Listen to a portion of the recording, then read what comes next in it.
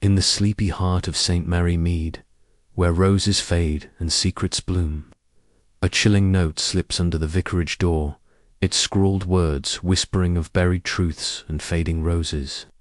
Miss Jane Marple, with her keen eyes and quiet wisdom, senses a shadow creeping over the village. Why does a stolen brooch reappear, scratched and silent? What poison lingers in Colonel Prothero's brandy, locking him in his study? Who digs by the manor's lake under midnight's veil? And what do they seek? As anonymous letters accuse neighbours, a hidden will surfaces, naming a forgotten heir. And a locked box from the lake reveals a scandal that could topple the manor. With each clue ledger codes, wormwood sprigs, stained glass, etchings danger. Deepens, and a historian's probing questions mask a darker truth. Is Mr. Harrow merely a scholar, or the unseen hand stirring poison and fear? Can Miss Marple unravel the manor's shadow before it claims another victim? In this tangled web of deceit, every whisper hides a secret, and every secret a crime. Chapter 1. The Whisper in the Vicarage. The October dusk settled over St. Mary Mead like a velvet shawl, softening the edges of the village's thatched cottages and casting long shadows across the cobblestone lanes. The air carried the crisp bite of autumn, scented with wood smoke and the faint sweetness of late-blooming roses. In her modest cottage on High Street, Miss Jane Marple sat by the window, her knitting needles clicking rhythmically, a skein of soft grey wool unspooling in her lap. Her sharp eyes, framed by delicate spectacles, flicked occasionally to the street, where lamplight glowed in pools of amber. It was a quiet evening, the kind that promised nothing more than a pleasant chat at the But Miss Marple, who had long ago learnt that quiet villages harboured the deepest secrets, felt a prickle of anticipation. She was expected at the vicarage for tea, a weekly ritual with Mrs. Clement, the vicar's wife, whose warm hospitality was matched only by her penchant for village gossip. Miss Marple tucked her knitting into a wicker basket, donned her black felt hat, and stepped into the cool evening, her sensible shoes tapping lightly on the path. The vicarage, a rambling stone house with ivy-clad walls, stood at the edge of the village green, its windows aglow with the promise of warmth. As she approached, the front door swung open, revealing Mrs. Clement's round face, flushed from the kitchen's heat. "Jane, you're just in time," Mrs. Clement called, her voice bright but tinged with an edge Miss Marple noted at once. "The kettle's on, and I've made those scones you like. But oh, do come in, there's something peculiar afoot." Miss Marple's brows lifted slightly as she stepped into the hall, where the scent of fresh baking mingled with beeswax polish. The vicarage was a comforting chaos of overstuffed chairs, faded chintz curtains, and shelves groaning with books. Mrs. Clement led her to the drawing-room, where a fire crackled in the grate, casting flickering shadows on the walls. On the tea table sat a silver tray with scones, jam, and a pot of Darjeeling. But Miss Marple's attention was drawn to a small, folded piece of paper in Mrs. Clement's hand, its edges creased as if handled with unease. "Look at this, Jane," Mrs. Clement said, her voice dropping to a conspiratorial whisper. She unfolded the note and held it out. It was slipped under the door not an hour ago. No one saw who left it, and Leonard's in a tizzy about it. Miss Marple adjusted her spectacles and took the note, her fingers brushing the rough, inexpensive paper. The message was written in a hurried, angular scrawl, the ink a deep indigo that caught the firelight. "The truth lies buried where the roses fade. Ask the one who guards the gate." The words were cryptic, almost poetic, but carried a weight that made Miss Marple's pulse quicken. She turned the paper over. noting a faint smudge of earth on one corner and a curious irregularity in the handwriting, a slight tremor in the loops of the letters. Most intriguing, Miss Marple murmured, her voice calm but her mind already turning. And you say it was slipped under the door? No envelope, no name? None at all, Mrs. Clement replied, wringing her hands. Leonard found it when he came back from his parish rounds. He thinks it's some prank by the village boys. But I'm not so sure. It feels ominous, don't you think? Miss Marple smiled faintly, her eyes still on the note. It does have a certain air of purpose. The phrasing is deliberate, not the work of a child. Where the roses fade suggests a specific place, and the one who guards the gate implies someone with knowledge. Tell me, Griselda, has anything unusual happened in the village lately? Mrs. Clement poured the tea, her hands trembling slightly as she passed a cup to Miss Marple. Well, there's been talk, of course. You know how St. Mary Mead loves its gossip. Colonel Prothero at the manor has been in a foul mood, something about debts, or so Mrs. Bantry says. And then there's that new man, Mr. Harrow, who arrived last week. Says he's writing a book on local history, but he asks the oddest questions. Why, just yesterday he was pestering Mr. Pye at the shop about old manor records. Miss Marple sipped her tea, her expression serene but her thoughts racing. Colonel Prothero was a brusque, imposing figure, the sort who inspired fear rather than affection, and his financial troubles were no secret to those who listened closely at the village shop. Mr. Harrow, however, was an unknown quantity, and unknowns always piqued her interest. "And where is Mr. Harrow staying?" she asked. "At the Blue Boar," Mrs. Clement replied. "He's taken a room for a month, or so Mrs. Price says. She heard him talking about the manor's old gatehouse, of all things. Said it was historically significant." Miss Marple set her cup down, her fingers brushing the notes still in her lap. The gatehouse, a crumbling stone structure at the edge of the manor's grounds, was overgrown with wild roses, their petals now browning in the autumn chill. The note's mention of roses fade and guards the gate could hardly be coincidence. She resolved to take a closer look, but first she needed more context. "Griselda, do pour another cup," she said gently. "And tell me, has anyone else mentioned this note or anything like it?" Mrs. Clement shook her head, but her eyes widened. "Not a word, but oh, Jane, I nearly forgot. There was a dreadful row at the village hall this afternoon. I wasn't there, but Mary, our maid, said she heard shouting Colonel Prothero and someone else, she couldn't tell who. Something about keeping secrets buried. Doesn't that sound awfully like the note?" Miss Marple's lips curved into a small, knowing smile. "It does, indeed. I think, Griselda, I shall take a stroll to the village hall after tea. Little fresh air does wonders for clarity." The village hall, a squat building with a steeply pitched roof, stood across the green, its windows dark by the time Miss Marple approached. The evening had grown colder, and a mist was creeping in, curling around the lampposts like ghostly fingers. She carried a small torch, its beam cutting through the gloom as she examined the hall's entrance. The door was locked, but the ground nearby showed fresh footprints, heavy boots, and a smaller, daintier pair. Perhaps a woman's. Miss Marple knelt, careful not to disturb her skirts, and noted a scrap of fabric caught on a splintered board by the steps. It was a deep green, finely woven, not the sort worn by village lads playing pranks. She straightened, her mind cataloguing the details, the note's cryptic words, the smudge of earth, the tremor in the handwriting. the argument at the hall, and now this fabric. Each was a thread in a tapestry she could not yet see, but Miss Marple had unravelled such patterns before.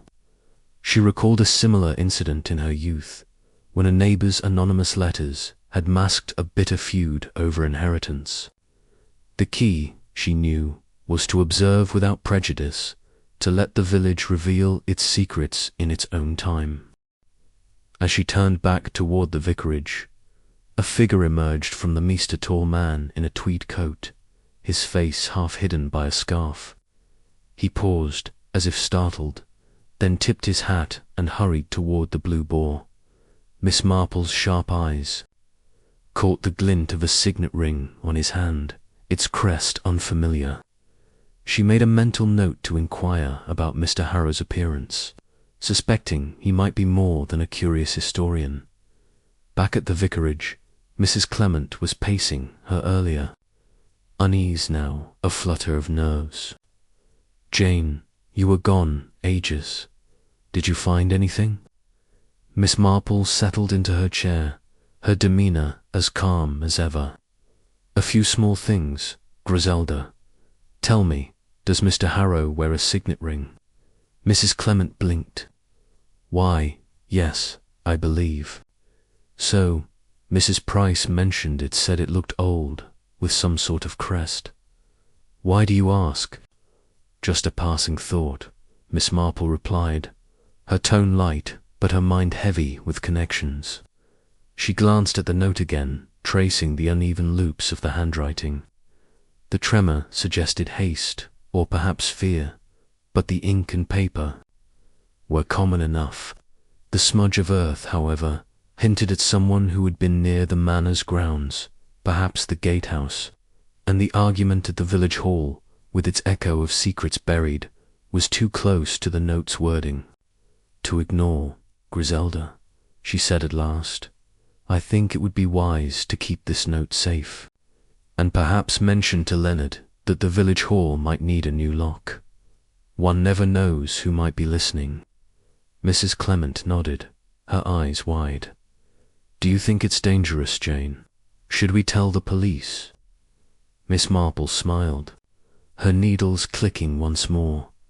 "Not yet, my dear. It's only a whisper, after all. But whispers have a way of growing louder in St. Mary Mead." The evening drew to a close, and Miss Marple returned to her cottage, the notes, words lingering in her mind. She lit a lamp and sat by her fire, her knitting untouched as she considered the players in this unfolding drama, Colonel Prothero, with his rumoured debts, Mr. Harrow, with his probing questions and signet ring, and the unseen author of the note, whose hand trembled with purpose.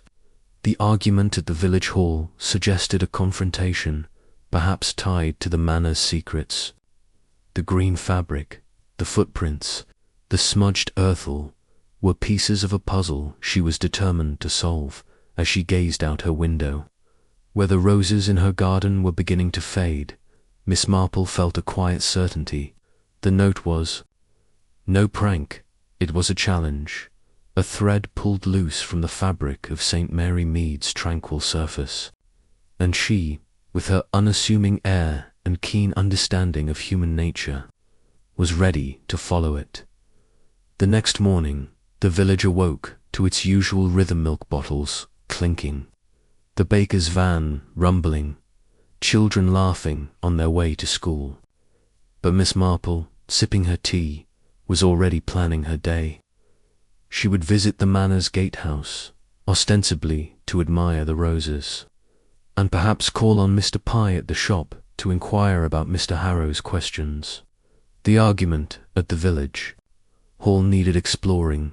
To Mary, the vicarage maid, might recall more details, and that green fabric, so out of place, warranted a closer look at the village's seamstresses as she pinned her hat and stepped into the bright October light.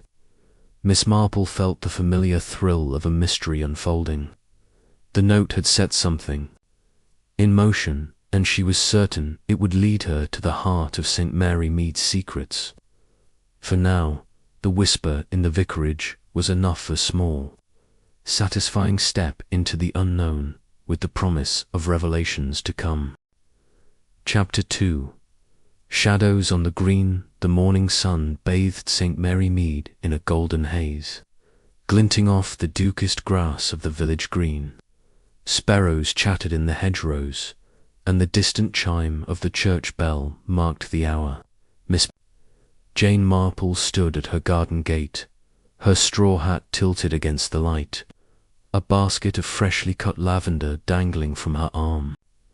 To any passer-by, she was merely an elderly spinster tending her flowers, but her keen eyes scanned the green with purpose.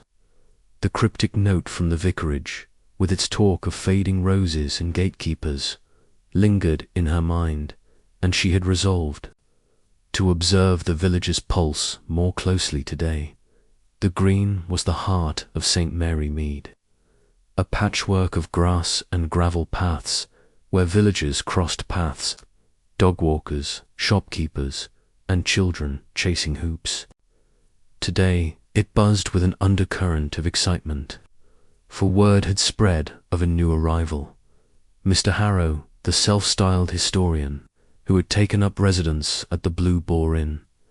Miss Marple had heard whispers of his odd inquiries, and the glimpse of his signet ring last night had sharpened her curiosity. She decided to begin her day with a visit to Mrs. Bantry's, whose sprawling home, Gossington Hall, overlooked the green and offered a perfect vantage point for village-ascended observation. As she crossed the green, Miss Marple noted the familiar rhythm of village life, the butcher's boy whistling past, a pair of elderly women gossiping by the post-box, and the faint clatter of teacups from the tea-shop. But her attention was drawn to a figure near the edge of the green, a tall man in a tweed coat, leaning against a lamppost, scribbling in a small notebook. Mr. Harrow, she presumed, his angular frame and sharp features matching Mrs. Clement's description. He glanced up, caught her eye, and offered a curt nod before turning away. Miss Marple's lips twitched. A man who noticed an old lady's gaze was either very observant or very cautious at Gossington Hall. Mrs. Bantry greeted her with a flurry of enthusiasm, her bright red scarf fluttering as she ushered Miss Marple into the drawing-room. "Jane, you're a sight for sore eyes. This village is positively abuzz with that new man, and now, well, you won't believe what's happened." Her voice dropped to a dramatic whisper. "My emerald brooch is gone." Miss Marple's brows lifted as she settled into a plush armchair, her lavender basket at her feet. "Gone, Dolly. When did this happen?" Mrs. Bantry perched on the edge of a sofa, her hands clasped tightly. "Last night, during our little dinner party, you know how I love to show off my treasures. Well, I wore the brooch, a lovely thing, all gold filigree and a fat emerald, passed down from Arthur's mother. I left it on my dressing table afterward, and this morning it was nowhere to be found. The maid swears she didn't touch it, and the guests were all dear friends, except, of course, for that Mr. Harrow." Miss Marple's fingers paused on the handle of her teacup. "Mr. Harrow was here last night." "Oh, yes," Mrs. Bantry said, her eyes gleaming with suspicion. "Arthur invited him, thinking his historical nonsense might liven things up. But the man's peculiar. Jane kept asking about the manor's old gatehouse, said it had architectural significance. I caught him lingering near my bedroom door after dinner, looking positively furtive." Miss Marple sipped her tea, her mind turning. The gatehouse, with its fading roses, echoed the cryptic note's words. Mr. Harrow's interest in it, combined with his presence at the scene of a theft, was intriguing. "Who else was at the dinner?"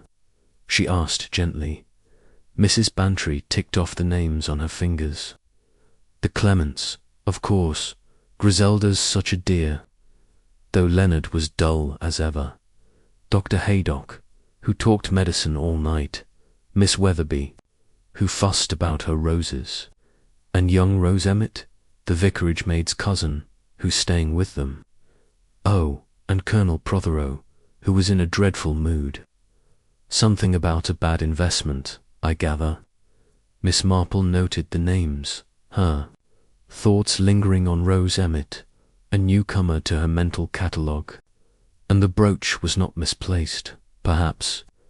Mrs. Bantry shook her head vigorously. Impossible. I checked every inch of that room. Arthur's calling the police, but I don't trust that new constable, too young, too eager. Jane, what do you make of it? Miss Marple set her cup down, her expression serene but her eyes sharp. It's curious, Dolly. A theft in a house full of guests suggests either boldness or opportunity. Tell me, did Mr. Harrow leave the room at any point? Mrs. Bantry's eyes widened. Now that you mention it, he did excuse himself for a few minutes, said he needed air. Do you think he's a thief? I think, Miss Marple said carefully, that we should keep an open mind. May I see your dressing room? The dressing room was a haven of elegance, with a mahogany vanity, a silver mirror, and a velvet stool. The window overlooked the green, where Miss Marple could see Mr. Harrow, now crossing toward the tea shop, his notebook tucked under his arm.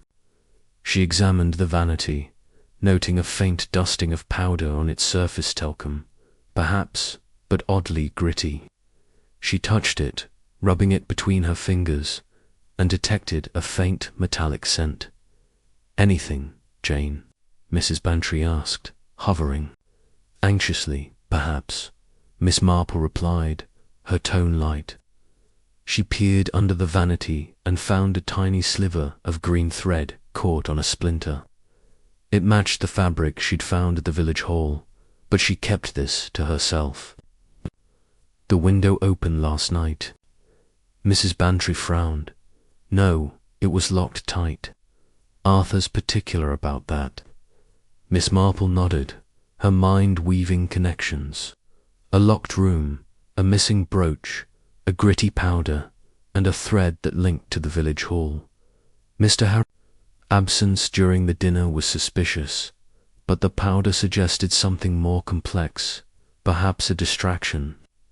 She recalled a case in her youth where a thief had used ash to mask fingerprints. This powder felt different, purposeful. I shall keep my eyes open, Dolly, Miss Marple said, rising. In the meantime, do let me know if the brooch reappears. Things have a way of turning up in St. Mary Mead. As she left Gossington Hall, Miss Marple took a circuitous route across the green, pausing near the tea shop to observe Mr. Harrow. Through the window, he sat alone, scribbling furiously, his signet ring catching the light. The crest, she noted, resembled a lion rampant, not a common design in these parts. She made a mental note to ask the vicar about local heraldry, then turned toward the manor's gatehouse, drawn by the note's cryptic hint. The gatehouse was a relic of the manor's grander days, its stone walls choked with wild roses, there, petals curling brown at the edges. The air was heavy with the scent of decay, and the ground was soft with fallen leaves. Miss Marple examined the gate, a rusted iron affair with a heavy padlock. The earth nearby showed signs of scratches, as if someone had been digging. She knelt, careful not to soil her skirt, and found a small, hard object buried in the dirt, a pearl button, slightly chipped, the kind found on a fine glove. Her heart quickened. A button, a thread, a powder reach, a fragment of a larger picture. She slipped the button into her pocket and stood, her eyes scanning the green. A young woman approached, her dark hair pinned neatly under a scarf Rose Emmett. Miss Marple recalled from Mrs. Bantry's list. "Good morning, Miss Marple," Rose said, her voice soft but nervous. "Are you admiring the roses? They're past their prime, I'm afraid," Miss Marple replied, smiling. "You're the vicarage's guest, aren't you? How are you finding St. Mary Mead?" Rose's cheeks flushed. "It's charming, ma'am, but a bit overwhelming. Everyone knows everyone's business." She glanced at the gatehouse, her fingers twisting the edge of her scarf. "That place looks eerie, doesn't it?" "Old places often do," Miss Marple said, noting Rose's unease. "Have you seen anyone lingering here recently?" Rose hesitated, then shook her head. "No, ma'am. I keep to the vicarage mostly." She hurried off, leaving Miss Marple to ponder her skittishness. A nervous girl, or a girl with something to hide? That afternoon, Miss Marple visited the vicarage to share her findings with Mrs. Clement, who was arranging flowers in the hall. "Jane, you're back so soon. Any news about that dreadful note?" "Not yet, Griselda," Miss Marple said, settling into a chair. "But I've heard about Mrs. Bantry's brooch. Most curious, don't you think?" Mrs. Clement's eyes sparkled with gossip. "Oh, it's the talk of the village. They're saying Mr. Harrow's to blame, but I don't know, he seems too polished for a common thief. What do you think?" Miss Marple produced the pearl button, holding it to the light. "I think there's more to this than meets the eye. Tell me, does Rose Emmett wear gloves?" Mrs. Clement frowned. "Gloves? I suppose so, when she's out." "Why, just a thought," Miss Marple said, tucking the button away. She changed the subject, asking about the village hall argument. But Mrs. Clement had little to add beyond Mary's account of raised voices. As she left, Miss Marple felt the weight of her clues: the note, the thread, the powder, the button, and Mr. Harrow's persistent interest in the gatehouse. That evening, a commotion drew Miss Marple to Gossington Hall. Mrs. Bantry stood in the doorway, waving the emerald brooch triumphantly. "Jane, it's back. Found it in my jewelry box, tucked behind a scarf. I could have sworn I checked there." Miss Marple examined the brooch, noting a faint scratch on the gold filigree, a fresh mark. Not there before, she was certain. "How extraordinary," she said, her voice mild. "And no sign of the thief?" "None," Mrs. Bantry said, deflated. "Arthur thinks I misplaced it, but I'm not so sure." Miss Marple smiled, her mind racing. "The brooch's return," suggested. "A thief with second thought, or a ploy to deflect suspicion." The scratch, like the powder and the button, pointed to careful manipulation. She recalled a similar incident years ago, where a stolen ring was returned to mask a larger crime. Mr. Harrow remained a suspect, but Rose's nervousness and the pearl button nagged at her as she walked home across the green. The shadows lengthened, and the air grew chill. Mr. Harrow stood by the gatehouse, his notebook open, his eyes fixed on the roses. Miss Marple paused, hidden by a yew tree, and watched as he knelt, examining the ground where she'd found the button. His movements were deliberate, almost reverent, as if searching for something sacred, back in her cottage. Miss Marple lit a lamp and spread her clues on the table: the note, the thread, the button. The powder, she suspected, was a chemical residue, perhaps from a tool used to force a lock. The thread and button suggested to people, or one with access to fine clothing. Mr. Harrow's interest in the gatehouse, combined with the note's cryptic message, pointed to a deeper motive, perhaps tied to the manor's history. She sat back, her knitting untouched, as the pieces began to align. The brooch's theft and return were a distraction, she felt sure, from something buried where the roses faded. The gatehouse held the key, and Mr. Harrow with his signet ring and probing questions, was at the heart of it. But Rose Emmett's nervous glance lingered in her memory, a shadow on the green that refused to fade, as the village settled into sleep. Miss Marple gazed out her window, where the green lay quiet under the moon. The brooch was back, the immediate crisis resolved. But the scratch on its surface was a silent promise of more to come. She would visit the gatehouse again tomorrow, and perhaps Mr. Pye's shop, where Harrow's questions might reveal more. For now, the shadows held their secrets, but Miss Marple was patient. In St. Mary Mead, even shadows spoke in time. Chapter 3. The Locked Study. The morning mist clung to St. Mary Mead like a gossamer veil, softening the outlines of the manor house that loomed at the village's edge. Its grey stone walls, weathered by centuries, stood resolute against the damp, while the wild roses at the gatehouse drooped under the weight of dew. Miss Jane Marple, wrapped in a woolen shawl, walked briskly along the lane, her basket swinging lightly with a few sprigs of rosemary she'd clipped for Mrs. Clement. Her mind, however, was far from gardening. The cryptic note from the vicarage, the returned brooch with its telltale scratch, and Mr. Harrow's lingering presence by the gatehouse formed a puzzle that grew more intricate by the day. Today she intended to visit the manor, ostensibly to discuss the upcoming church bazaar, but truly to probe the threads connecting the note's fading roses to Colonel Prothero's troubled estate. The manor's iron gates creaked as she entered, the gravel path crunching under her sensible shoes. The house itself was a study in faded grandeur windows streaked with grime, ivy snaking up the walls, and a heavy oak door that groaned as a maid, Clara, ushered her inside. Clara, a slight girl with nervous eyes, bobbed a curtsy. The Colonel's in his study, Miss Marple, but he's not to be disturbed. Mrs. Prothero's in the morning room, if you'd like. Thank you, Clara, Miss Marple said, her voice gentle but her gaze lingering on the girl's trembling hands. Clara had been mentioned in village gossip as Rose Emmett's cousin, and her unease echoed Rose's from the day before.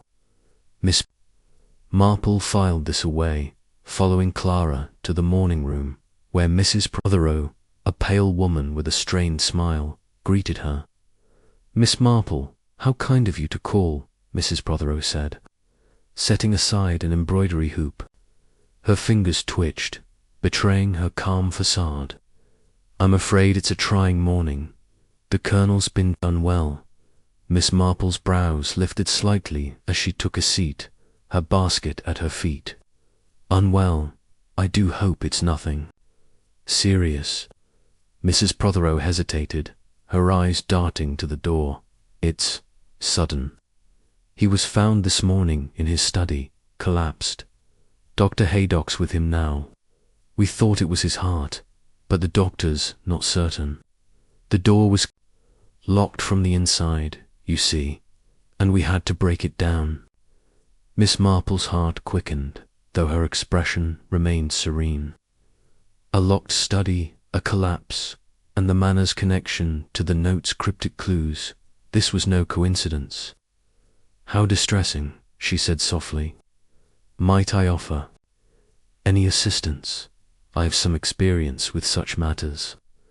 Mrs. Prothero's relief was palpable. Oh, would you? Dr. Haydock's terribly busy, and the Colonel's so stubborn. Perhaps you could take a look, just to ease my mind. The study was a cavernous room, its walls lined with leather-bound books, and a heavy mahogany desk clotted with papers. The air was thick with the scent of old tobacco and something sharper, almost medicinal. Colonel Prothero lay on a chaise, his face ashen but his breathing steady, while Dr. Haydock, a wiry man with a brisk manner, packed his medical bag. A shattered brandy glass lay on the floor, its contents staining the rug, and the window was firmly shut, the lock intact. Miss Marple, Dr. Haydock said, nodding. The Colonel's stable, now likely a fainting spell, though his heart's weaker than he'll admit. I've given him a sedative. Odd business, the door being locked. Indeed, Miss Marple murmured, her eyes scanning the room. The desk held a half-written letter, its ink smudged, and a book on toxicology lay open, its spine cracked. She knelt by the rug, noting the brandy's acrid Thames, tinged with a bitter note that wasn't alcohol. Was a glass like this when... You found him? Yes, Mrs. Prothero said, wringing her hands. He'd been drinking last night, alone. He often locks himself in when he's working late. Miss Marple's fingers brushed the book's pages, pausing at a passage on belladonna poisoning. Her pulse quickened. The note's buried truths and the gatehouse's disturbed earth flickered in her mind, alongside the brooch's scratch, and Mr. Harrow's probing questions. She rose, her gaze settling on a small fireplace, where a charred scrap of paper curled among the ashes. Might I see that? She asked, pointing. Dr. Haydock retrieved the scrap, revealing a few legible words. Det manner unforgivable. The handwriting, angular and hurried, matched the vicarage note's scrawl. Miss Marple's lips twitched. A pattern was emerging, and it was not one of simple theft or prank. Clara found him, Mrs. Prothero added, her voice trembling. She heard a thud and called for help. The key was in the lock, inside, so we had to break the door. Miss Marple turned to Clara, who hovered by the door, her face pale. Clara dear, what time did you hear the thud? About 7 this morning, ma'am, Clara said, her voice barely audible. I was bringing the tea tray. The Colonel was supposed to meet Mr. Harrow at 8, but he never came out. Miss Marple's eyes narrowed. Mr. Harrow was expected. Here. Yes, ma'am, Clara said, twisting her apron. He's been asking about the Manor's old deeds. The Colonel wasn't pleased. Miss Marple nodded, her mind cataloguing the details. A locked study, a bitter-scented brandy, a toxicology book, a charred note, and Mr. Harrow's persistent interest. She recalled a case from her youth, where a poisoned drink had masked a family. Feud. This felt similar, but the locked door added a layer of complexity. Dr. Haydock, she said, might the Colonel's collapse be related to something he ingested? The doctor frowned, glancing at the glass. Possible, but I'd need to test the brandy. His symptoms, dizziness, nausea could be hot, or something else. I'll take a sample. As Dr. Haydock collected the glass, Miss Marple approached the fireplace, retrieving another fragment of paper. It was singed but showed a single word, gatehouse. Her heart skipped. The note, the brooch, and now this siege pointed to the Manor's crumbling outbuilding. She slipped the fragment into her pocket, her expression unchanged. Mrs. escorted her back to the morning room, where tea was served, though the atmosphere was strained. Jane, do you think someone meant to harm him? Mrs. Prothero asked, her voice low. It's too early to say, Miss Marple replied, her tone soothing. But I'd suggest keeping the study locked until Dr. Haydock's tests are complete, and perhaps ask Clara to note any visitors carefully. As she left the Manor, Miss Marple took a detour past the gatehouse, where the roses seemed to wilt further in the morning light. The disturbed earth was unchanged, but a fresh footprint, a woman's shoe, narrow and elegant, caught her eye. It didn't match Clara's sturdy boots or Rose's simple flats.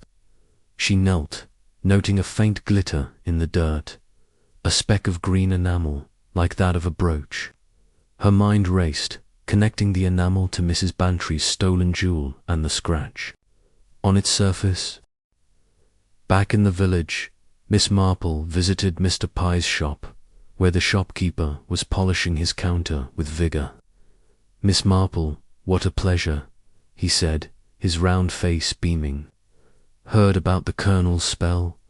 Dreadful business, indeed," Miss Marple said, selecting a skein of wool. "I understand Mr. Harrow's been asking about the manor's history. Anything unusual?" Mr. Pye's smile faltered. "Well, he was here yesterday, poking about old records. Wanted to know about the manor's boundaries, especially the gatehouse. Said it might be tied to some inheritance dispute. I told him those records are long gone, but he was persistent." Miss Marple nodded, her suspicions deepening. Mr. Harrow questions, the note's handwriting, the charred paper all suggested a motive tied to the manor's past. But the woman's footprint and the enamel speck hinted at another player, perhaps closer to home. That afternoon she called on the vicarage, where Mrs. Clement was fussing over a vase of dahlias. "Jane, you looked positively sleuth-like," Mrs. Clement teased. "Any progress on that note?" Miss Marple smiled, producing the charred fragment. "A small piece of the puzzle, Griselda. Tell me, does Clara seem herself today?" Mrs. Clement frowned. "Now that you mention it, she's been jumpy. Snapped at Mary this morning, which isn't like her. And she was late bringing the tea, said she was at the manor early." Miss Marple's fingers paused on her teacup. Clara's presence at the manor, her nervous hands, and the woman's footprint formed a troubling picture. She recalled a village girl years ago, coerced into theft by a lover's promise. Could Clara be entangled in something similar? As evening fell, word spread that Colonel Prothero had recovered. Dismissing his collapse as overwork, Dr. Haydock confided to Miss Marple that the brandy showed traces of a sedative, not enough to kill but enough to incapacitate. "Someone meant to scare him, I'd wager," he said gruffly. "But without more evidence, it's his word against the bottle." Miss Marple returned home, her cottage a haven of quiet amid the villagers. Whispers, she spread her clues on the table. The vicarage note, the green thread, the pearl button, the enamel speck, and the charred paper. The sedative in the brandy, the toxicology book, and the locked door pointed to a deliberate act, not a heart scare. Mr. Harrow's interest in the gatehouse, coupled with the note's echo in the charred fragment, suggested a scheme tied to the manor's history, perhaps a debt or inheritance, as Mr. Pye hinted. But Clara's unease and the woman's footprint introduced a new thread, one Miss Marple could not yet place. As she sat by her fire, the roses outside her window caught her eye, their petals curling in the dusk. The Colonel was safe, the immediate danger past, but the charred paper's words, Det Manor, gatehouse, were a warning of deeper secrets.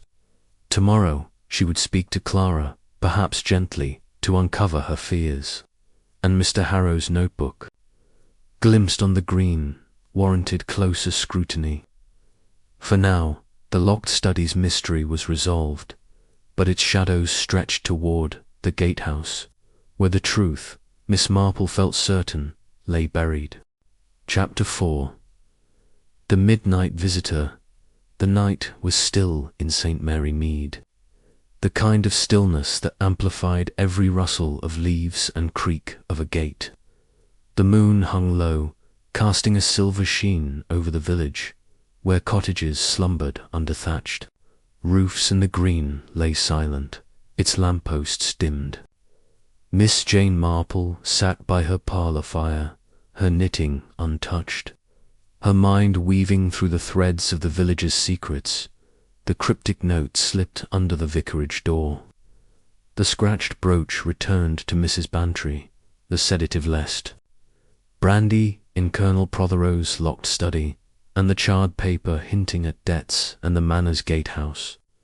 Each clue was a stitch in a pattern she was beginning to discern, but the picture remained incomplete, like a tapestry missing its final threads. She glanced at her clock, 11:30, and was about to retire when a soft, urgent knock startled her.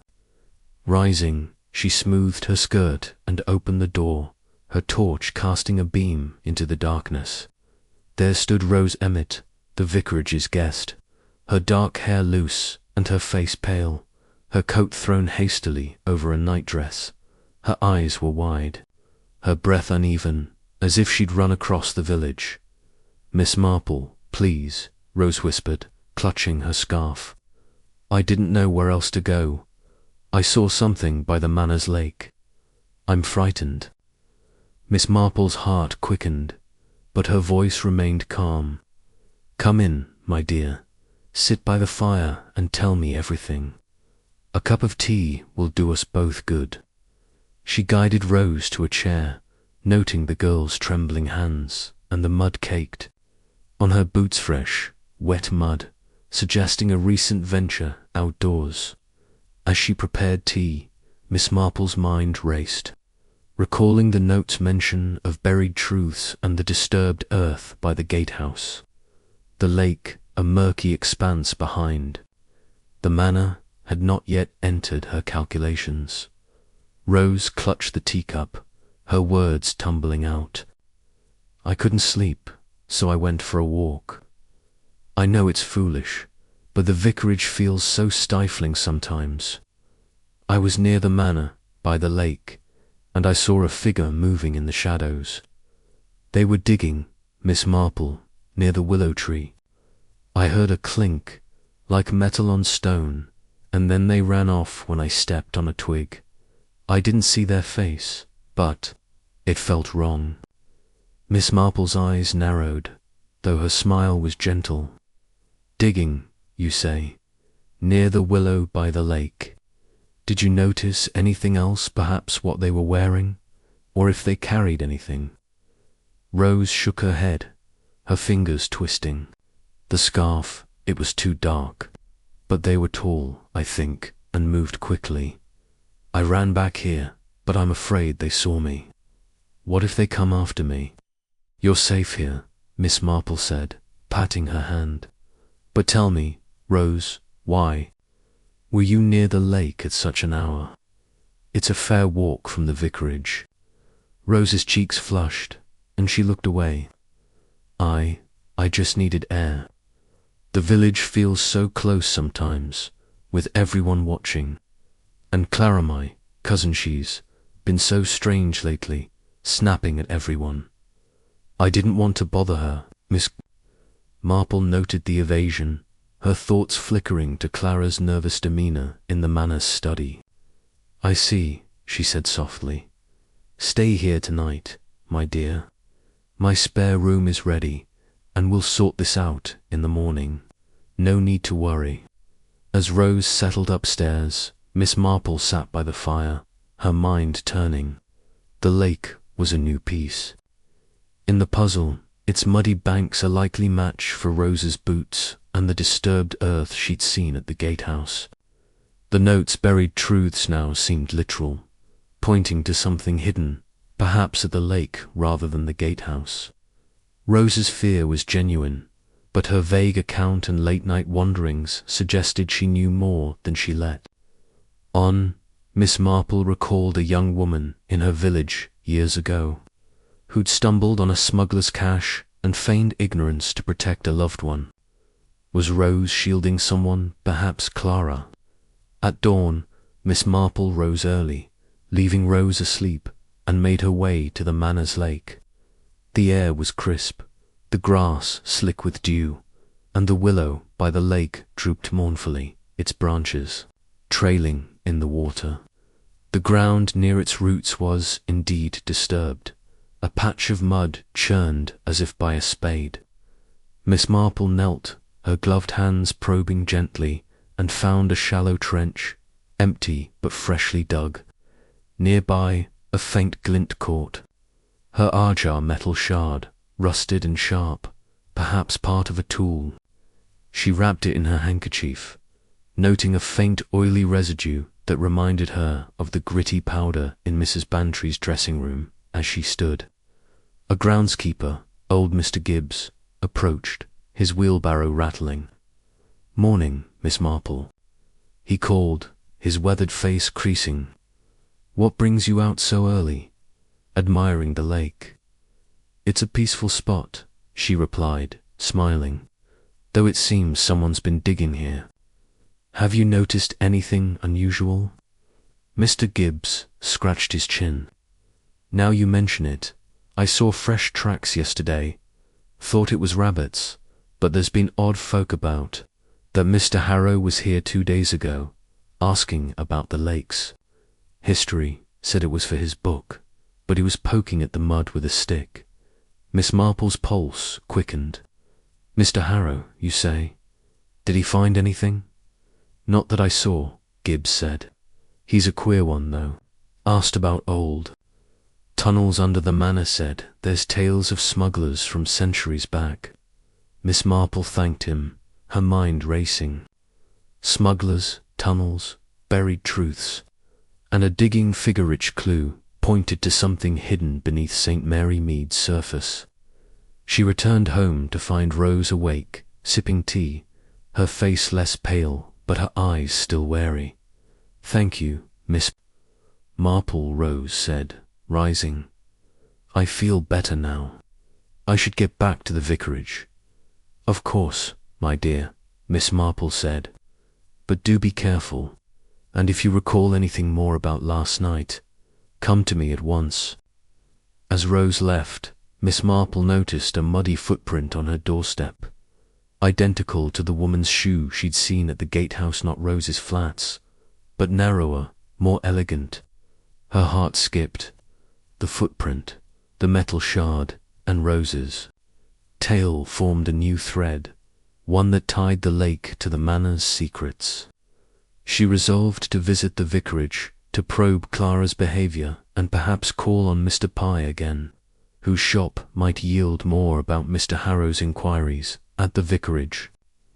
Mrs. Clement was bustling about, arranging hymnals for Sunday's service. "Jane, you're a saint for taking in Rose," she exclaimed. She came back looking like she'd seen a ghost. "What happened?" Miss Marple recounted Rose's story, omitting the footprint, and watched Mrs. Clement's face. "Griselda, has Clara mentioned anything about the lake? Or perhaps Mr. Harrow?" Mrs. Clement frowned. "Clara's been a bundle of nerves, but she won't say why. And Mr. Harrowell, he was here yesterday, asking Leonard about old parish records. Something about the manor's boundaries, I think. Leonard sent him to the church archives." Miss Marple nodded, her suspicions deepening. Mr. Harrow's questions, now spanning the gatehouse, lake, and parish records, suggested a methodical search. But the woman's footprint and Rose's fear pointed to another player, perhaps within the manor's walls. She recalled a case where a servant's fear masked complicity in a theft ring. Was Clara, or even Rose, entangled in something similar? That afternoon, Miss Marple visited the church, where the vicar, Mr. Clement, was sorting papers in the vestry. "Miss Marple, a pleasure," he said, his glasses slipping down his nose. "I hear you're sleuthing again." That note caused quite a stir. "Just a small matter," she said, smiling. "Did Mr. Harrow find what he needed in the archives?" Mr. Clement sighed. He spent hours poring over old maps of something. "About the manor's lake and its drainage system. I told him those records are incomplete, but he was insistent. Odd chap, very intense." Miss Marple thanked him, her mind turning to the lake's muddy banks, drainage systems and smugglers. Tunnels hinted at a hidden cache, perhaps tied to the Colonel's debts or the note's buried truths. She returned home, her basket heavier with the metal shard and her thoughts heavier still, as evening fell. Miss Marple sat by her window, watching the green darken under the setting sun. Rose's safety was assured, the immediate panic resolved. But the footprint on her doorstep was a silent challenge. She spread her clues on the table: the vicarage note, the green thread, the pearl button, the enamel speck, the charred paper, and now the metal shard. The lake's disturbed earth, Rose's midnight sighting, and Mr. Harrow's relentless probing formed a pattern, one that suggested a secret worth digging for literally and figuratively. She recalled the village hall argument, with its echo of secrets buried, and wondered if the figure Rose saw was the same person who'd quarrelled with Colonel Prothero. The woman's footprint, so out of place, nagged at her. Perhaps Mrs. Prothero, or another manor resident, was involved. Clara's nervousness and Rose's evasiveness added complexity, hinting at personal stakes. As the clock struck 10, Miss Marple lit a lamp, her knitting untouched. The lake was the key, she felt certain, its muddy banks hiding something the note's author wanted revealed. Tomorrow she would revisit the lake with Mr. Gibbs, perhaps under the guise of inspecting the manor's grounds.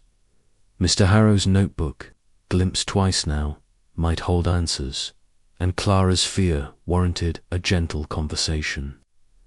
For now, the midnight visitor's tale was resolved, but the footprint on her doorstep whispered of dangers yet to come, lurking in the shadows of St. Mary Mead.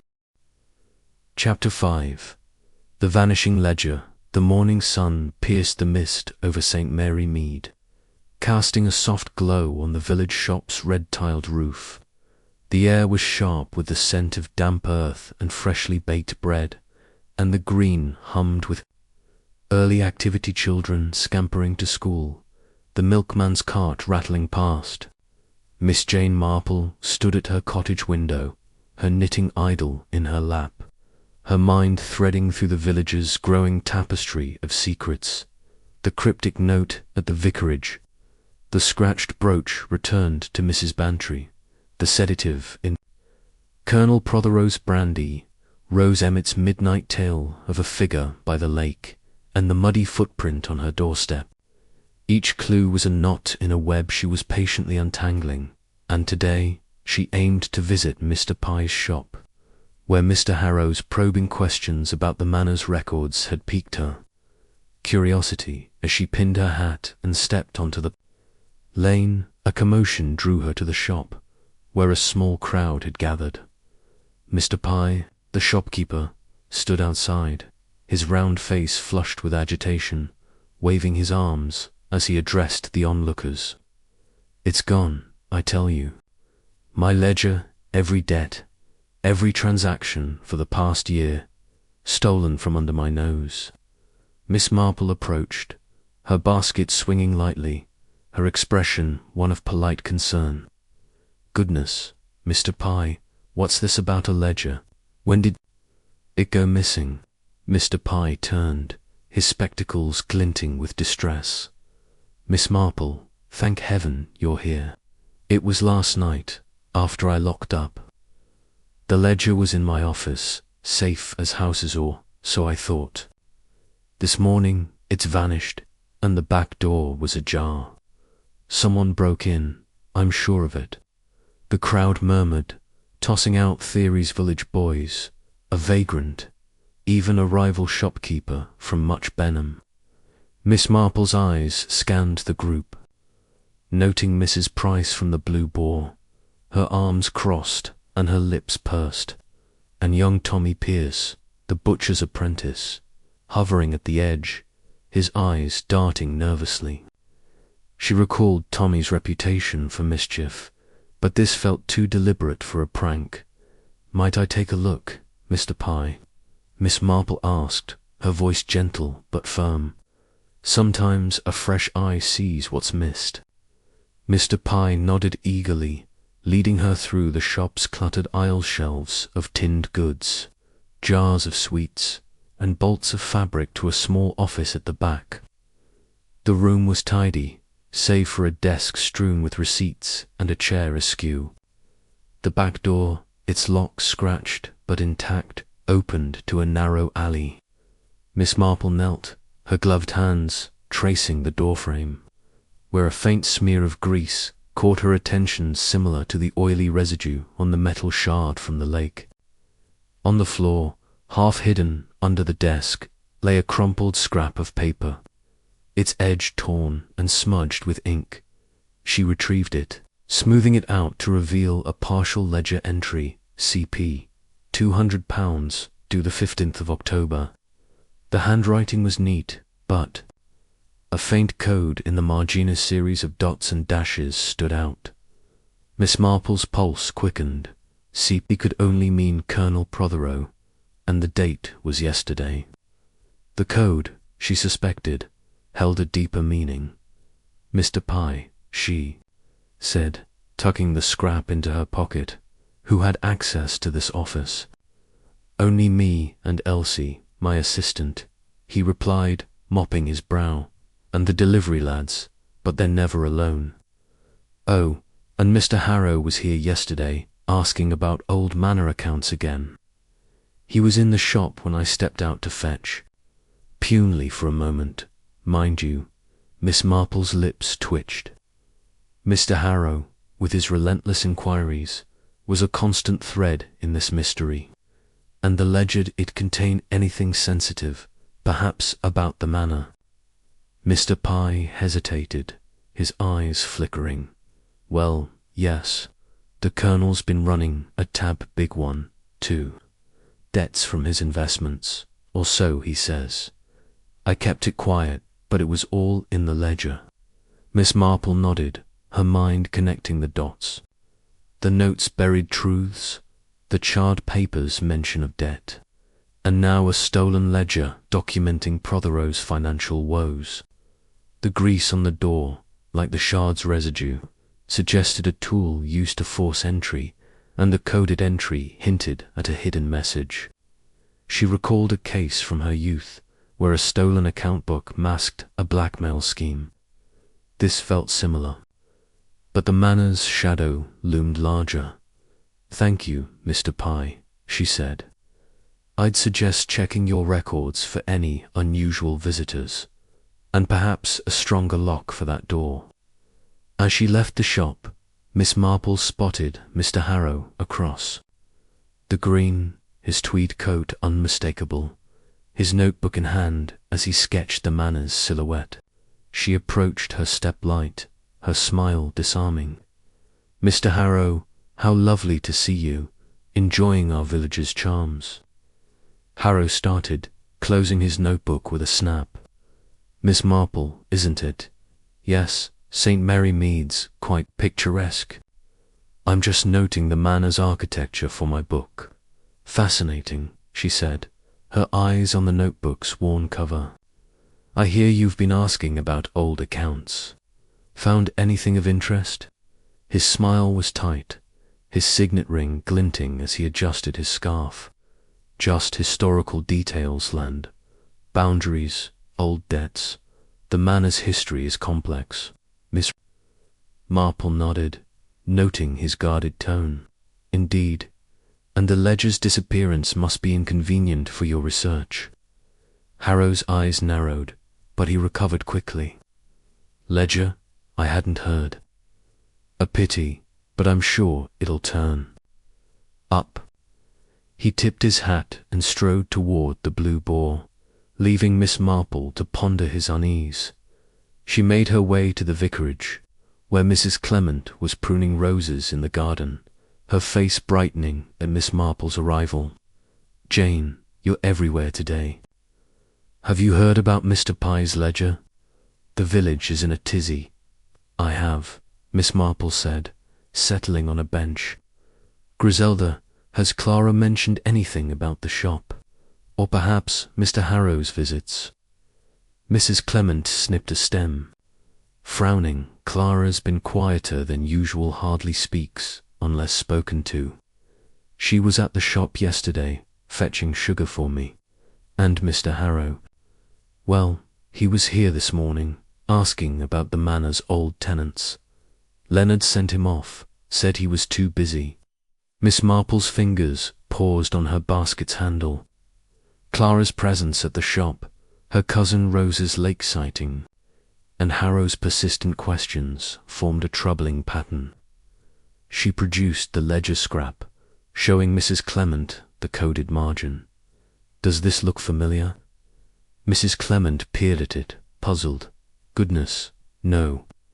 Looks like nonsense." And dashes, like something a child might scribble. Miss Marple smiled faintly. Not a child's scribble, but perhaps a cipher, like the ones used by her nephew's friend during the war. She resolved to decode it later, perhaps with Sir Henry Clithering's help. For now, she needed to speak to Clara at the vicarage kitchen. Clara was peeling potatoes, her movements jerky. "Miss Marple," she said, startled, dropping her knife. "I didn't hear you." "No matter, dear," Miss Marple said, her tone soothing. "I hear you were at Mr. Pye's yesterday. Did you notice anything odd?" Clara's eyes darted to the door. "No, ma'am. Just got the sugar and left. Mr. Pye was busy, and that Mr. Harrow was there, looking at some old papers." Miss Marple noted her flush, her hands trembling as she resumed peeling. Clara knew something, but fear held her tongue. Pressing her now would yield nothing, so Miss Marple thanked her and left, her thoughts turning to the lake and the gatehouse. That afternoon, a miracle occurred, or so the village thought. Mr. Pye burst from his shop, waving the ledger triumphantly. "It's back. Found it in the storeroom, tucked behind a crate. Must have misplaced it after all." Miss Marple, passing by, joined the crowd, her eyes sharp as she examined the ledger. Several pages were missing, torn out cleanly, and the coded entry she'd found was gone. She caught Mr. Pye's eye, noting his relief tinged with unease.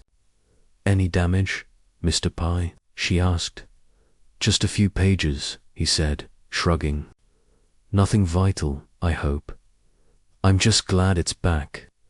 Miss Marple smiled, but her mind raced. The ledger's return, like the brooches, was too convenient, masking a deeper intent.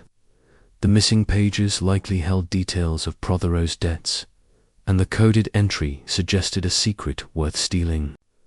The grease on the door, matching the lake's shard, hinted at a single hand door tool behind both incidents. As evening fell, Miss Marple sat in her parlour, spreading her clues on the table. The vicarage note, the green thread, the pearl button, the enamel speck, the charred paper, the metal shard, and now the ledger scrap with its cipher.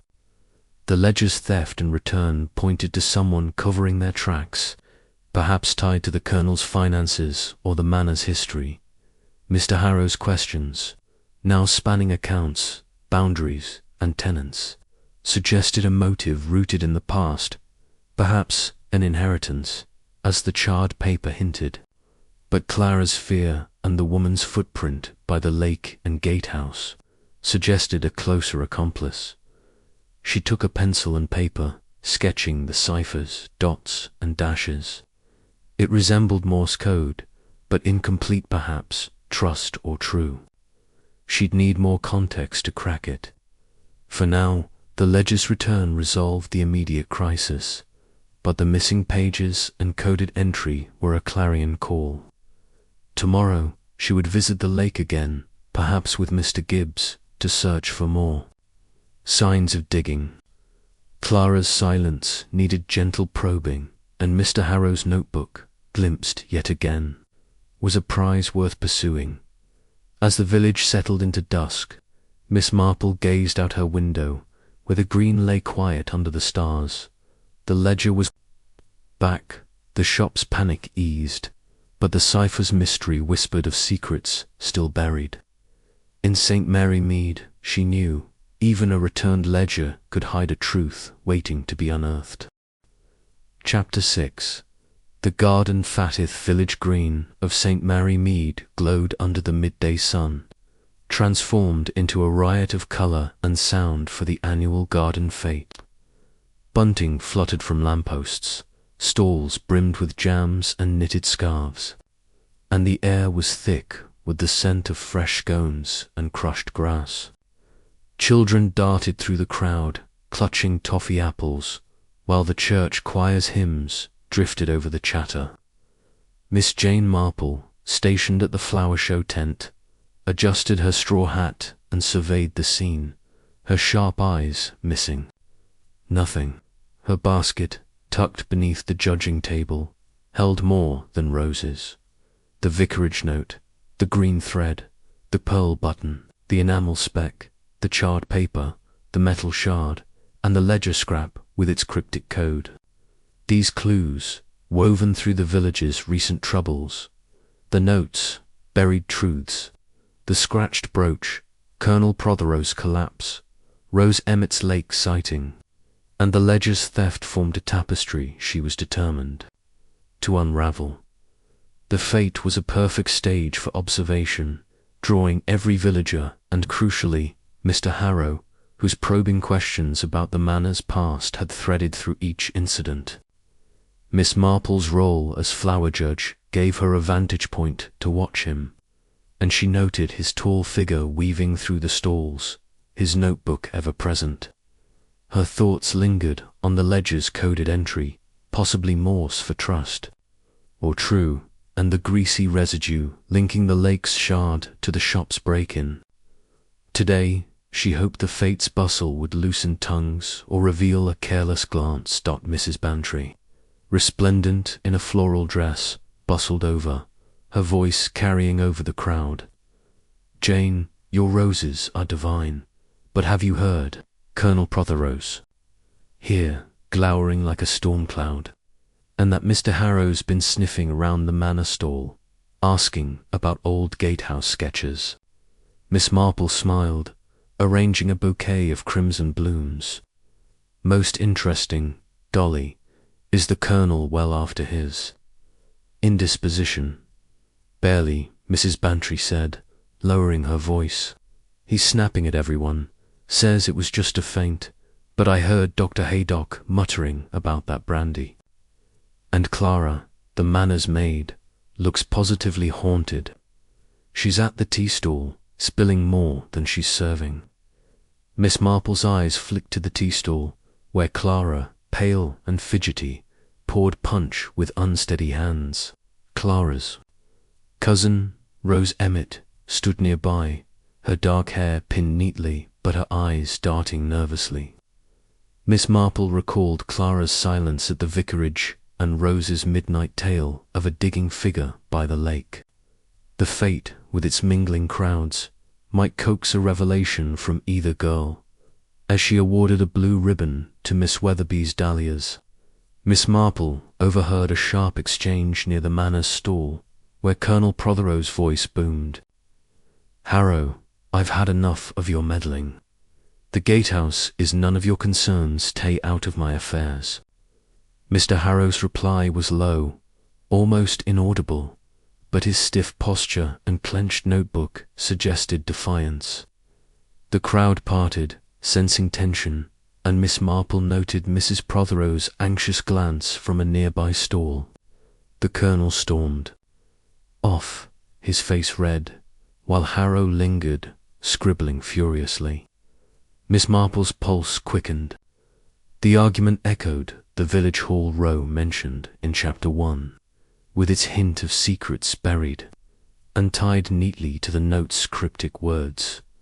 She excused herself from the flower tent and approached the tea stall, where Clara was wiping a spill, her apron stained with punch.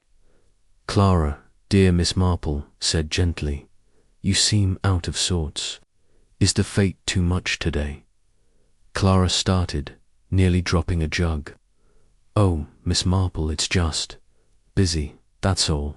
The Colonel's been so cross, and I don't like crowds." Miss Marple nodded, her eyes catching a faint bruise on Clara's wrist, half hidden by her sleeve. "I see.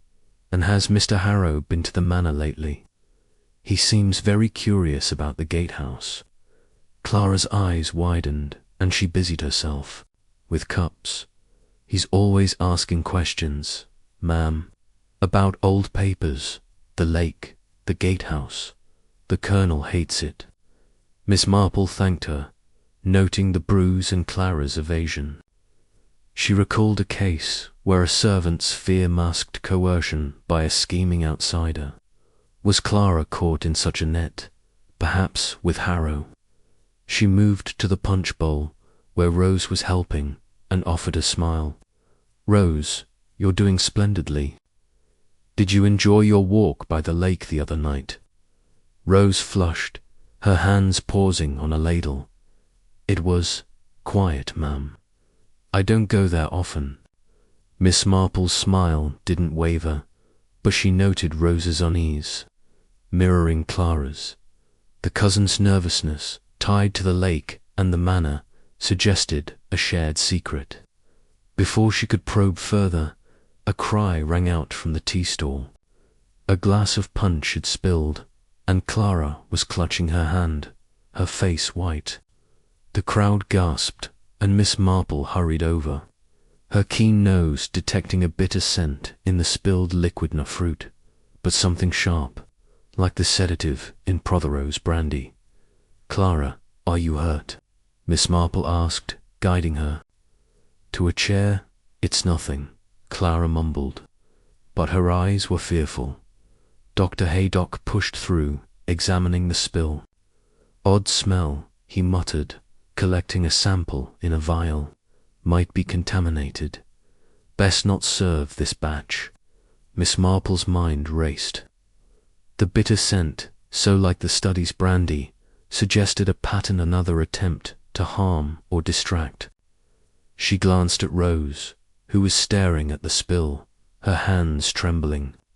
"Rose, dear," Miss Marple said softly, "did you notice anything odd about the punch?" "No, ma'am," Rose said quickly, too quickly. "I just poured it from the jug." Miss Marple nodded, her thoughts turning to the fates' chaos. A contaminated punch could have been a prank, but the scent's familiarity pointed to intent. She recalled the gritty powder in Mrs. Bantry's dressing room and the greasy residue at the shop and lake. Was the same hand at work, using the fates? Bustle to strike again. She approached Dr. Haydock, who was sealing his vial. "Doctor, might this be related to the Colonel's incident?" He frowned, his eyes sharp. "Possible.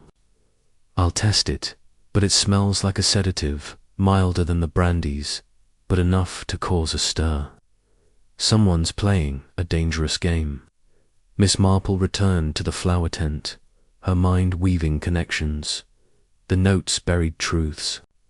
The ledger's coded entry, the lake's disturbed earth, and now a tainted punch. The fates incident felt like another distraction, like the brooch's theft or the ledger's disappearance, masking a larger scheme. Mr. Harrow's argument with Prothero, overheard by all, suggested a personal stake, perhaps tied to the manners, debts, or history.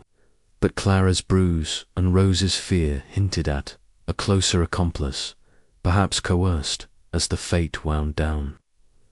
Miss Marple slipped away to the manor's lake, drawn by Rose's tail and the metal shard.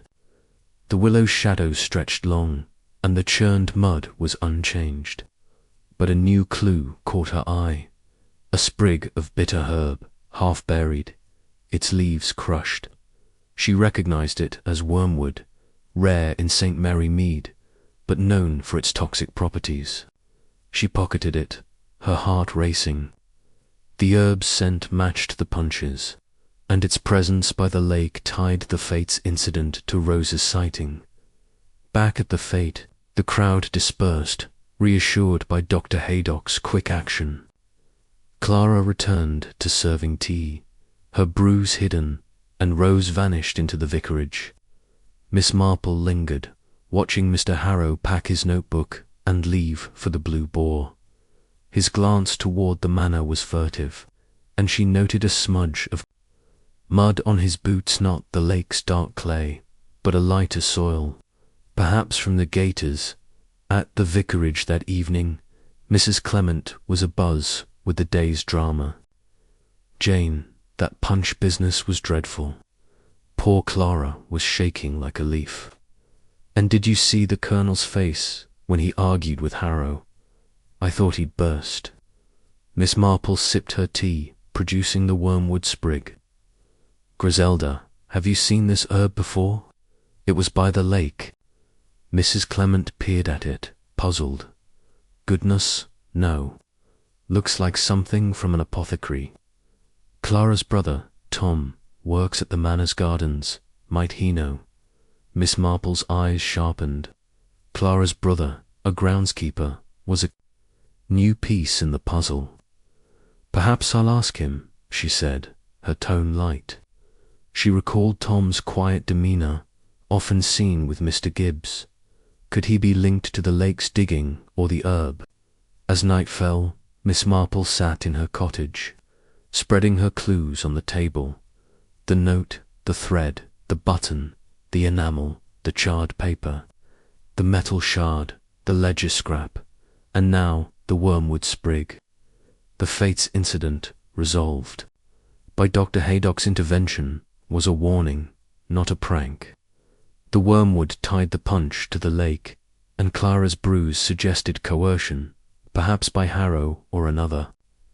The Colonel's debts, hinted at in the ledger and charred paper, pointed to a financial motive, but the note's gatehouse and the lake's disturbances suggested a deeper secret, perhaps an inheritance.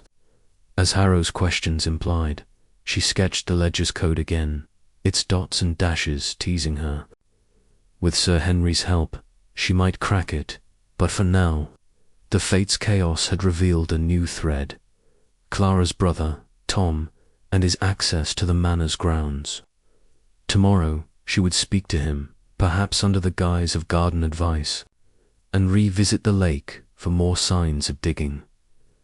Mr. Harrow's notebook, glimpsed yet again, remained a tantalizing goal. As the village slept, Miss Marple gazed out her window, where the green lay still under the moon. The fate had ended safely, the punch's threat contained, but the wormwood sprig whispered of poison and secrets. In St. Mary Mead, even a garden fate could hide a shadow, and Miss Marple was ready to step into its light. Chapter 7. The hidden will. The morning light filtered through the vicarage's leaded windows, casting a patchwork of shadows on the worn oak floors. St. Mary Mead was stirring, the village green alive with the clatter of a delivery cart and the laughter of children dodging puddles from last night's rain. Miss Jane Marple sat in her cottage, her knitting needles still, her mind threading through the intricate web of clues that had accumulated over the past days. The cryptic note slipped under the vicarage door, the scratched brooch returned to Mrs. Bantry, the sedative in Colonel Prothero's brandy, Rose Emmett's tale of a figure digging by the manor's lake, the stolen ledger with its coded entry, and the wormwood sprig from the poisoned punch at the garden fete. Each was a fragment of a larger mystery, and the faint smudge of mud on her doorstep, matching the lake's clay, lingered in her thoughts. Today she planned to visit the vicarage, where Mrs. Clement had hinted at a new discovery that might shed light on the manor's secrets, as she pinned her hat and stepped into the crisp October air. A breeze carried the scent of damp leaves and chimney smoke. The vicarage stood at the edge of the green, its ivy-clad walls glowing in the sunlight. Mrs. Clement greeted her at the door, her eyes bright with excitement. "Jane, you're just in time. Leonard's found something extraordinary. In the Attican, old Will, tucked away in a trunk. It's got the village in a tizzy, and I want your opinion." Miss Marple's pulse quickened, though her smile remained serene. "A will, Griselda. How intriguing. May I see it?" Mrs. Clement led her to the drawing-room, where the vicar, Mr. Clement, stood by the fire, a yellowed document in his hands. The room was cosy, with chintz, curtains, and a tray of tea, but the air held a tension Miss Marple noted at once. "Miss Marple," Mr. Clement said, adjusting his glasses, "this is most peculiar. I was sorting old parish records in the attic preparing for the church bazaar when I found this among some forgotten papers. It's a will, dated 1875, concerning the manor." Miss Marple took the document, her gloved fingers tracing its brittle edges. The ink was faded, but legible, written in a florid hand that named an unknown heir, Eleanor Prothero, to the manor's estate, bypassing the main family line. The paper bore the manor's seal, a lion rampant matching Mr. Harrow's signet ring, and faint creases suggested recent handling. A smudge of wax, still soft, clung to one corner, as if the will had been sealed and reopened. "Most curious," she murmured. "And you found it in a trunk?" "Yes," Mr. Clement said, "buried under old hymnals. I thought it was just historical clutter, but it mentions a trust for the heir, tied to the manor's grounds, specifically the gatehouse." Miss Marple's heart skipped. The notes buried truths, and guards the gate echoing in her mind. The wills. Mention of a trust, possibly linked to the ledger's coded trust, suggested a motive for Mr. Harrow's relentless inquiries. She recalled a case from her youth, where a hidden will had sparked a feud over land. This felt similar, but the wax smudge and recent handling hinted at deliberate placement. "Has anyone else seen this?" she asked, her voice gentle. "Only Griselda and I," Mr. Clement replied. "Though Mr. Harrow was here yesterday, asking about old manor deeds. I didn't mention the will, he was too pushy for my liking." Mrs. Clement nodded, pouring tea. "And the village is buzzing, Jane. Word's out that Colonel Prothero's planning to sell the manor debts, they say. This will could complicate things. Do you think it's genuine?" Miss Marple examined the seal, noting its crisp edges. "It appears so, but I'd like to study it further. Might I borrow it for a day?" Mr. Clement hesitated, then nodded. "If anyone can make sense of it, it's you, Miss Marple." As she tucked the will into her basket, Miss Marple's thoughts turned to the manor. Colonel Prothero's debts, hinted at in the ledger and charred paper, now faced a new threat, an heir who might claim the estate. She resolved to visit the manor, ostensibly to discuss the bazaar, but truly to gauge the Colonel's mood and probe Clara's behaviour, whose bruise and silence suggested deeper involvement. The manor's gravel drive crunched under her feet as she approached, the gatehouse's wilting roses catching her eye. Clara answered the door, her apron crisp but her eyes red-rimmed. "Miss Marple," she said, her voice quavering. "Mrs. Prothero's in the parlour, but the Colonel's not receiving visitors." "That's quite all right," Miss Marple said, smiling. "I only need a moment with Mrs. Prothero." The parlour was a study in faded elegance, with heavy drapes and a ticking clock. Mrs. Prothero, pale and drawn, rose to greet her. "Miss Marple, how kind of you to call. I'm afraid it's a difficult day. The Colonel's been upset." Miss Marple noted her strained tone. "I heard about his plans to sell the manor. It must be trying." Mrs. Prothero's fingers twisted her handkerchief. "Yes, the debts are overwhelming. And now there's talk of some old documents stirring trouble. Have you heard?" Miss Marple's eyes sharpened, but she kept her tone light. A whisper, perhaps. "Tell me, has Mr. Harrow been here recently?" Mrs. Prothero flinched. Yesterday, asking about the estate's history, the colonel sent him away, but he was near the gatehouse again this morning. I saw him from my window." Miss Marple nodded, her mind racing. Harrow's presence at the gatehouse, the will's mention of a trust, and the ledger's missing pages formed a pattern. She recalled the wormwood sprig and the lake's disturbed earth each tied to the manor's grounds. "And Clara," she said gently, "has she been herself?" Mrs. Prothero sighed. "She's been so nervous, dropping things, avoiding questions. I think the colonel's temper frightens her." As Miss Marple left, she paused by the gatehouse, noting a fresh scratch on the padlock, similar to the shop's back door. A faint scent of wax lingered, matching the will's smudge. Her heart quickened. The will's placement in the attic, handled recently, suggested someone had planted it perhaps to disrupt the colonel's plans or to claim the estate.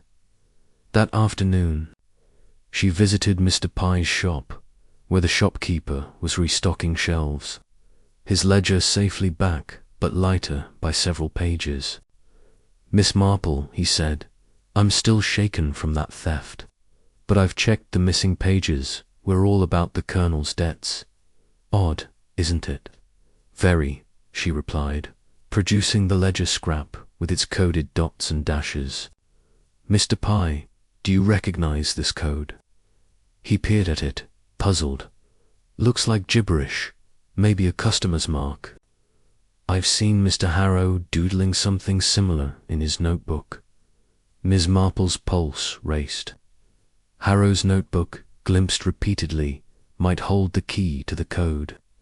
She thanked Mr. Pye and stepped outside, where the green was quiet, save for a figure lingering by the church. Mr. Harrow, his coat flecked with mud, his eyes fixed on the vicarage. She approached, her step light. Mr. Harrow, enjoying the village's calm after the fete. He started, his notebook snapping shut. "Miss Marple, you're everywhere, just." Observing the church's architecture. "Indeed," she said, noting a wax stain on his cuff, like the will's smudge. "I hear you're interested in the manor's past. Found anything about an old trust?" His eyes narrowed, but he smiled. "Just rumors. Old estates have their secrets, don't they?" He tipped his hat and hurried off, leaving Miss Marple to ponder his stained cuff and guarded tone. Back at her cottage, she spread the will beside her clues. The note, thread, button, enamel, charred paper, shard, ledger scrap, and wormwood sprig. The will's seal matched Harrow's ring, and its wax tied to his cuff, suggesting he'd handled it or planted it. The code, possibly trust, linked to the will's mention of a trust, hinting at a hidden inheritance. Clara's fear, and the gatehouse's scratches suggested a local accomplice, perhaps coerced that evening. Word spread that the will was verified as genuine by the vicar's solicitor, but the heir, Eleanor Prothero, remained untraced. The village buzzed with speculation, but Miss Marple kept her counsel, her mind on Harrow's notebook and Clara's brother, Tom, who worked the manor's grounds. The will's discovery resolved the attic's mystery, but its implications. The colonel's sale pointed to a motive. Tomorrow she would speak to Tom and revisit the gatehouse, where the wax scent lingered. For now, the hidden will was a thread pulled loose, revealing a shadow that stretched across St. Mary Mead. Chapter 8. The Silent Witness. The dusk settled over St. Mary Mead like a soft grey cloak, muffling the village's usual hum as lamplight flickered in cottage windows. The air carried a chill, laced with the scent of damp moss and fading bonfires, a reminder of the autumn's deepening hold. Miss Jane Marple sat in her parlour, her knitting needles quiet, her mind threading through the intricate web of clues that had grown ever more. Tangled, the cryptic note slipped under the vicarage door. The scratched brooch returned to Mrs. Bantry. The sedative in Colonel Prothero's brandy. Rose Emmett's tale of a figure digging by the manor's lake. The stolen ledger with its coded entry. The wormwood sprig from the poisoned punch at the fete, and the old will found in the vicarage attic, naming an unknown heir to the manor. Each clue pointed to a secret buried in the manor's past, and the wax smudge on Mr. Harrow's cuff, matching the will's seal, had sharpened her suspicions of his role. Tonight she planned to speak with Clara's brother, Tom, the manor's groundskeeper, whose access to the lake and gatehouse made him a new thread in the mystery. As she sipped her tea, a sharp rap at the door startled her. It was Mrs. Clement, her face pale, her scarf askew. "Jane, it's dreadful," she gasped, stepping inside. "Clara's gone vanished from the manor. She left a note saying she's gone to London, but Mrs. Prothero's in a state, and I don't believe it for a moment." Miss Marple's heart quickened, though her voice remained calm. "Gone, Griselda. When was this discovered?" "This evening," Mrs. Clement said, sinking into a chair. "Mrs. Prothero sent for me after. Clara didn't return from her errands. They found the note in her room, but her things are still there, her coat, her savings tin. It's not like her to just leave." Miss Marple set her cup down, her mind racing. Clara's nervousness, her bruise, and her presence at every key incident, the study, the fete. The shop suggested she knew more than she'd let on, might. "I see her room, Griselda. It could offer some clarity." Mrs. Clement nodded, leading her to the manor, where the night air was thick with mist. The manor's halls were silent, save for the distant ticking of a clock. Mrs. Prothero met them at the door, her eyes red-rimmed. "Miss Marple, thank goodness. Clara's been so strange lately, and now this. The Colonel's furious, says it's desertion." Miss Marple followed her to Clara's small room, a Spartan space with a narrow bed, a wardrobe, and a chipped washstand. The note, pinned to the pillow, was brief: "Gone to London. Don't worry, Clara." The handwriting was shaky, unlike the vicarage note's angular scrawl, but a faint smudge of ink matched the ledgers. Miss Marple's eyes scanned the room, settling on a loose floorboard near the bed.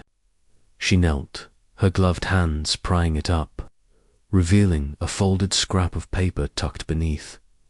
She unfolded it, her pulse racing.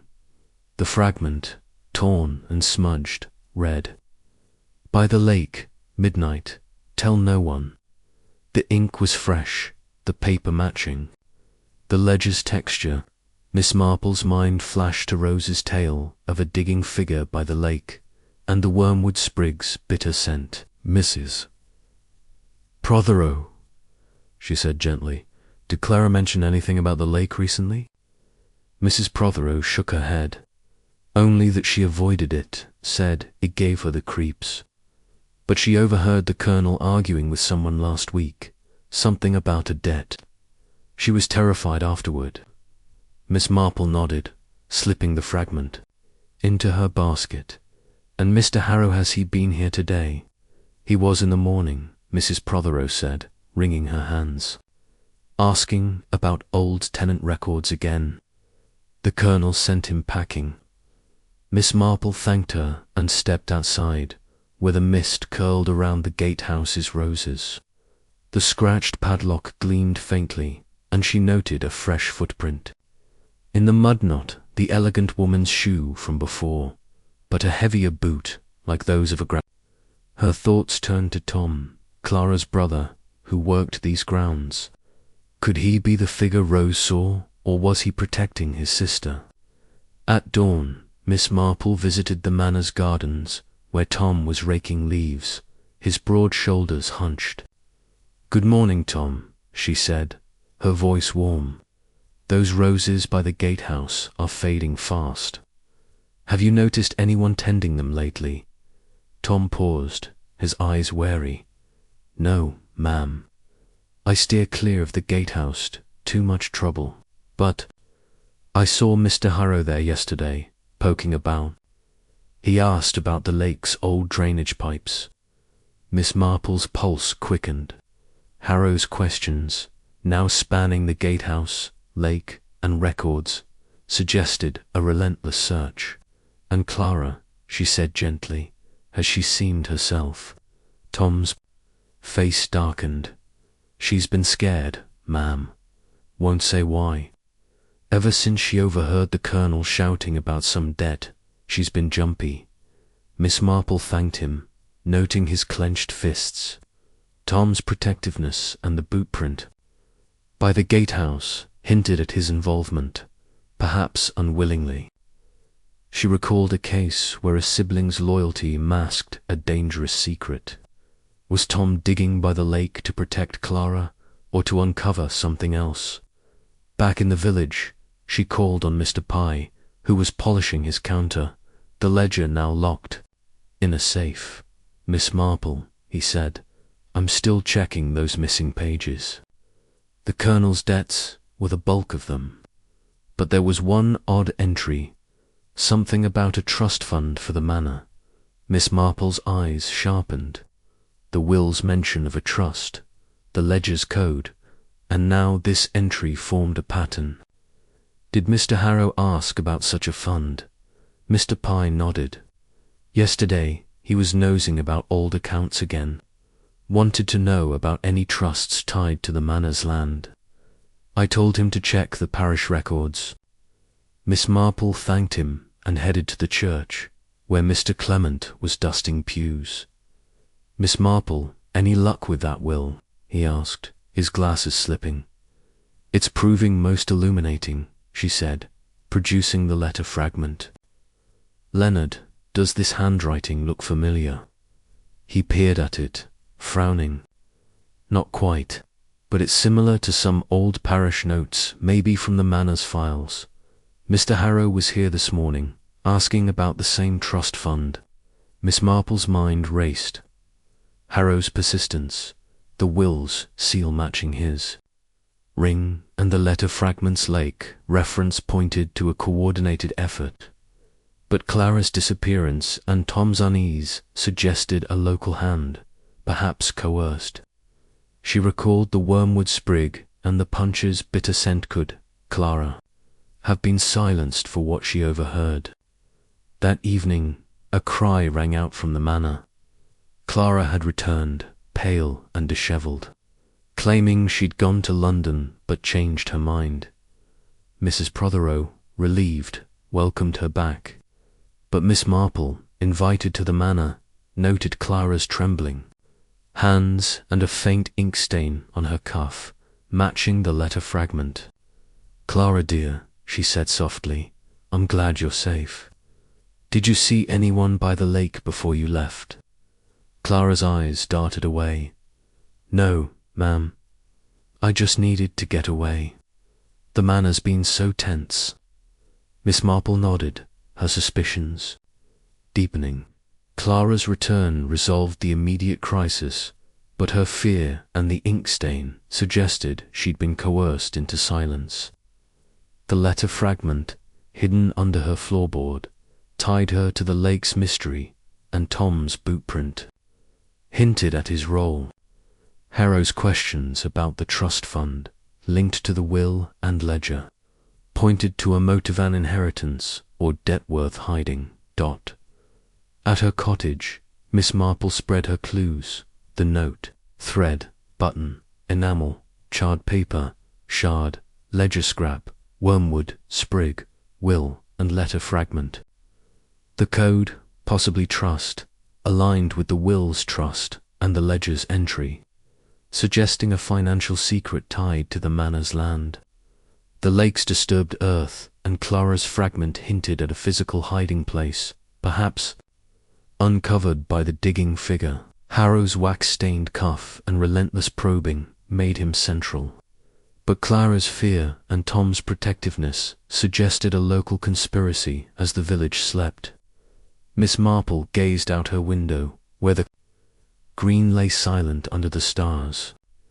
Clara's return was a relief, but the letter fragments' words by the lake, midnight, were a silent witness to a deeper truth. Tomorrow she would probe Tom further, perhaps at the manor's gardens, and seek Harrow's notebook, which held answers to the code and trust.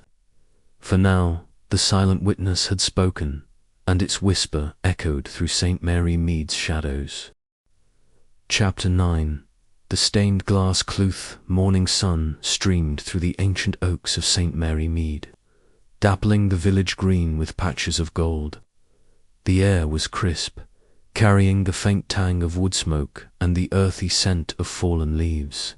As the village prepared for Sunday service, Miss Jane Marple walked slowly toward the church, her black Sunday hat pinned neatly, her basket tucked under her arm. Her mind, however, was far from hymns, weaving through the intricate tapestry of clues that had grown ever more complex. The cryptic note at the vicarage, the scratched brooch returned to Mrs. Bantry, the sedative in Colonel Prothero's brandy, Rose Emmett's sighting of a digging figure by the manor's lake, the stolen ledger with its coded entry, the wormwood sprig from the poisoned punch, the hidden will naming an unknown heir, and Clara's brief disappearance with the letter fragment hinting at a midnight meeting by the lake. Each clue pointed to a secret tied to the manor's past, and the wax smudge on Mr. Harrow's cuff, matching the will seal, kept him at the heart of her suspicions. Today she aimed to attend the service, where the village's gathered faces might reveal a careless glance or whispered word. The church, a squat stone building with a weathered spire, stood at the green's edge, its stained glass windows glowing like jewels in the morning light. Miss Marple settled into a pew near the back, her sharp eyes scanning the congregation. Mrs. Bantry fanning herself with a hymn book, Colonel Prothero stiff and grim beside his pale wife, Rose Emmett fidgeting beside Mrs. Clement, and Clara back at her duties, her bruise faded but her eyes downcast. Mr. Harrow was absent, a fact Miss Marple noted with interest, recalling his questions about parish records and the manor's trust fund. As the vicar's sermon droned on, Miss Marple's gaze drifted to a stained glass window depicting St. Michael slaying a dragon, its colours vivid despite centuries of wear. A faint irregularity caught her eye, crack in the glass, barely visible near the dragon's claw. She leaned closer, adjusting her spectacles, and saw something etched into the frame, a series of faint scratches, forming letter sub rosa 1875. Her heart quickened. The phrase, Latin for under the rose, meant secrecy, and the year matched the hidden will's date. The scratches were fresh, the wood splintered, suggesting recent tampering after the service, as the congregation milled outside. Miss Marple lingered by the window, her gloved fingers tracing the etching. The crack was deliberate, she realized. Not a flaw, but a cut, as if someone had pried at the frame. She recalled the note where the roses fade and the gatehouse's wilting blooms. Could this be another clue, hidden in plain sight? Mrs. Clement joined her, her face bright with post-service cheer. "Jane, you're studying that window like it's a puzzle. Thinking of joining the restoration committee?" Miss Marple smiled, her tone light. "It's a beautiful piece, Griselda. But this crack, has it been noticed before?" Mrs. Clement peered at it, frowning. "Goodness, no. It must be new Leonard would have a fit. He's so particular about the church. Mr. Harrow was here last week, sketching the windows, said they were historically significant." Miss Marple's pulse raced. Harrow's presence, yet again, tied to a clue. Did he mention this window specifically? Not that I recall, Mrs. Clement said, but he was very curious about the manor's old chapel, which this window came from, said it might hold secrets about the estate. Miss Marple nodded, her mind turning. The window's message, Sub Rosa 1875, echoed the will's date and the note's cryptic hint. She resolved to sketch the etching before it was repaired, suspecting it pointed to a secret tied to the manor's past, perhaps the trust fund or the unknown heir. Eleanor, Prottheroe. As the congregation dispersed, Miss Marple approached the vicar, who was locking the vestry. Mr. Clement, this window's crack is most curious. Might I sketch it for the restoration records? Of course, he said, handing her a pencil and paper. We'll have it fixed, soon. It's a hazard. Miss Marple sketched quickly, capturing the scratch's precise angles. The phrase suggested a hidden truth, perhaps linked to the lakes. Disturbed earth or the gatehouse's scratched padlock. She recalled a case where a church plaque concealed a coded message about a stolen fortune. This felt similar, but the fresh scratches and Harrow's interest hinted at a living hand. Not a historical relic. She visited Dadiator, visited the manor to speak with Clara's brother, Tom, who was trimming hedges by the gatehouse. His broad face was set, but his eyes softened at her approach. "Morning, Miss Marple," he said, pausing his work, checking on the roses again. "They're quite faded," she replied, smiling. "Tom, I noticed a curious mark on the church window, Sub Rosa 1875. Does it mean anything to you?" Tom's hand stilled, his knuckles whitening on the shears. "Sounds like Latin, ma'am. Don't know much about it, but the manor's old. Chapel had windows like that. Mr. Harrow asked about them, said they might point to something buried on the grounds."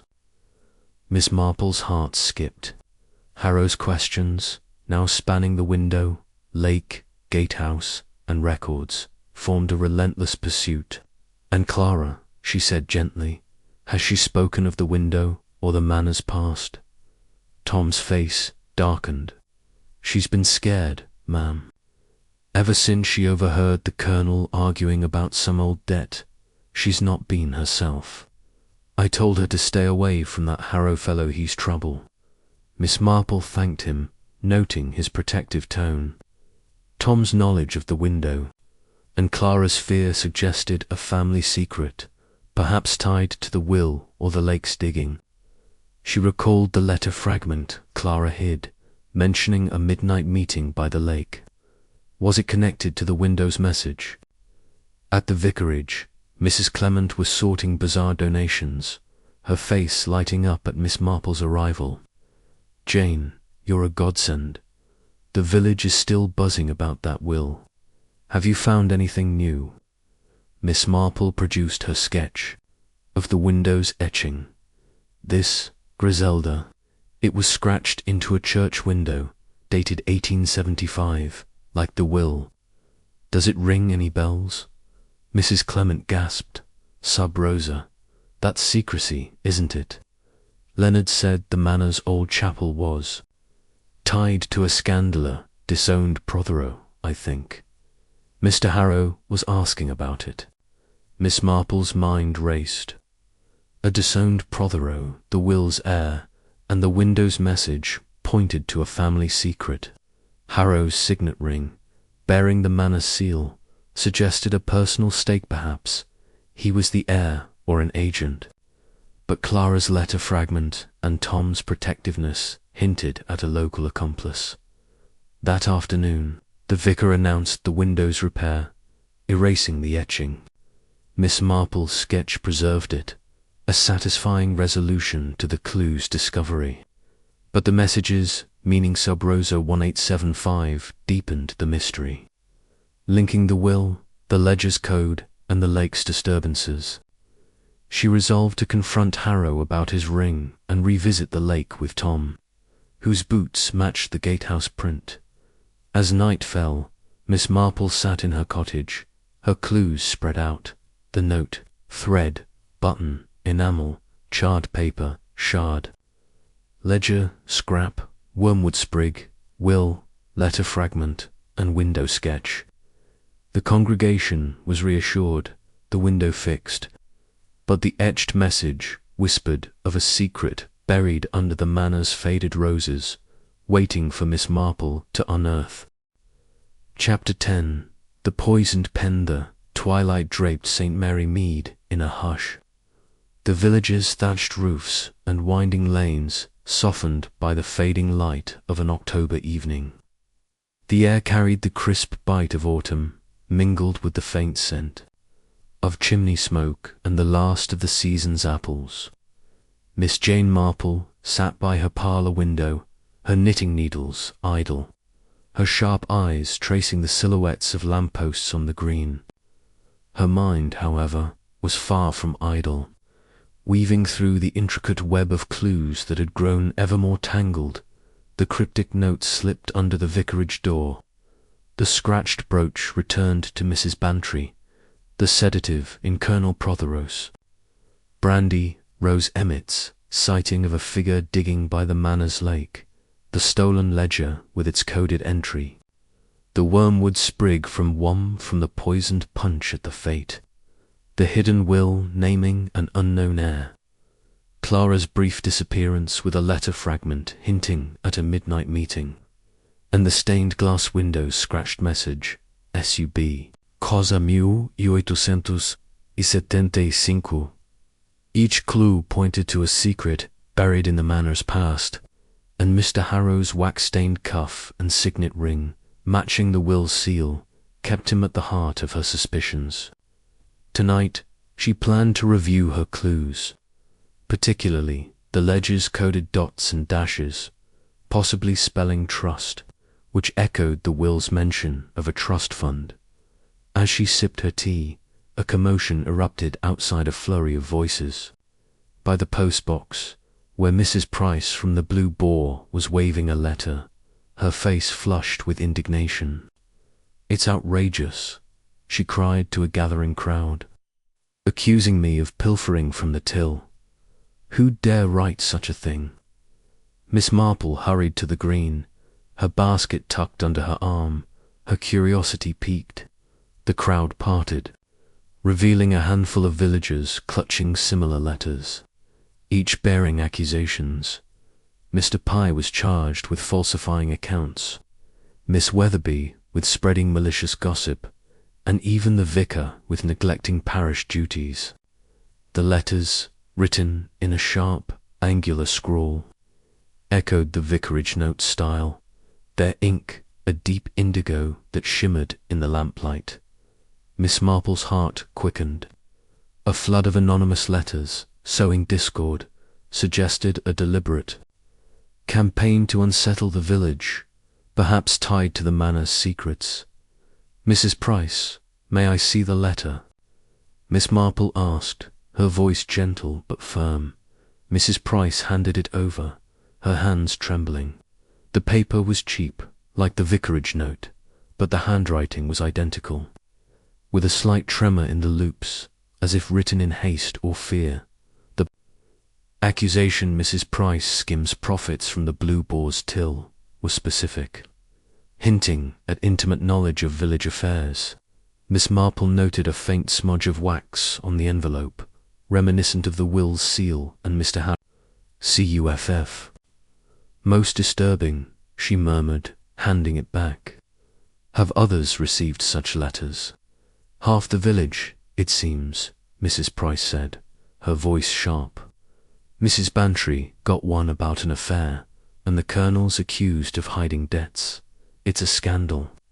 Miss Marple's mind raced. The letters' handwriting linked them to the vicarage note, and their accusations, debts, affairs. Deft mirrored the clues she'd gathered, the ledger's missing pages, the charred paper's debt, and the will's threat to the colonel's estate. The The wax smudge suggested a connection to Mr. Harrow, but the personal nature of the accusations pointed to a villager with a grudge or a purpose.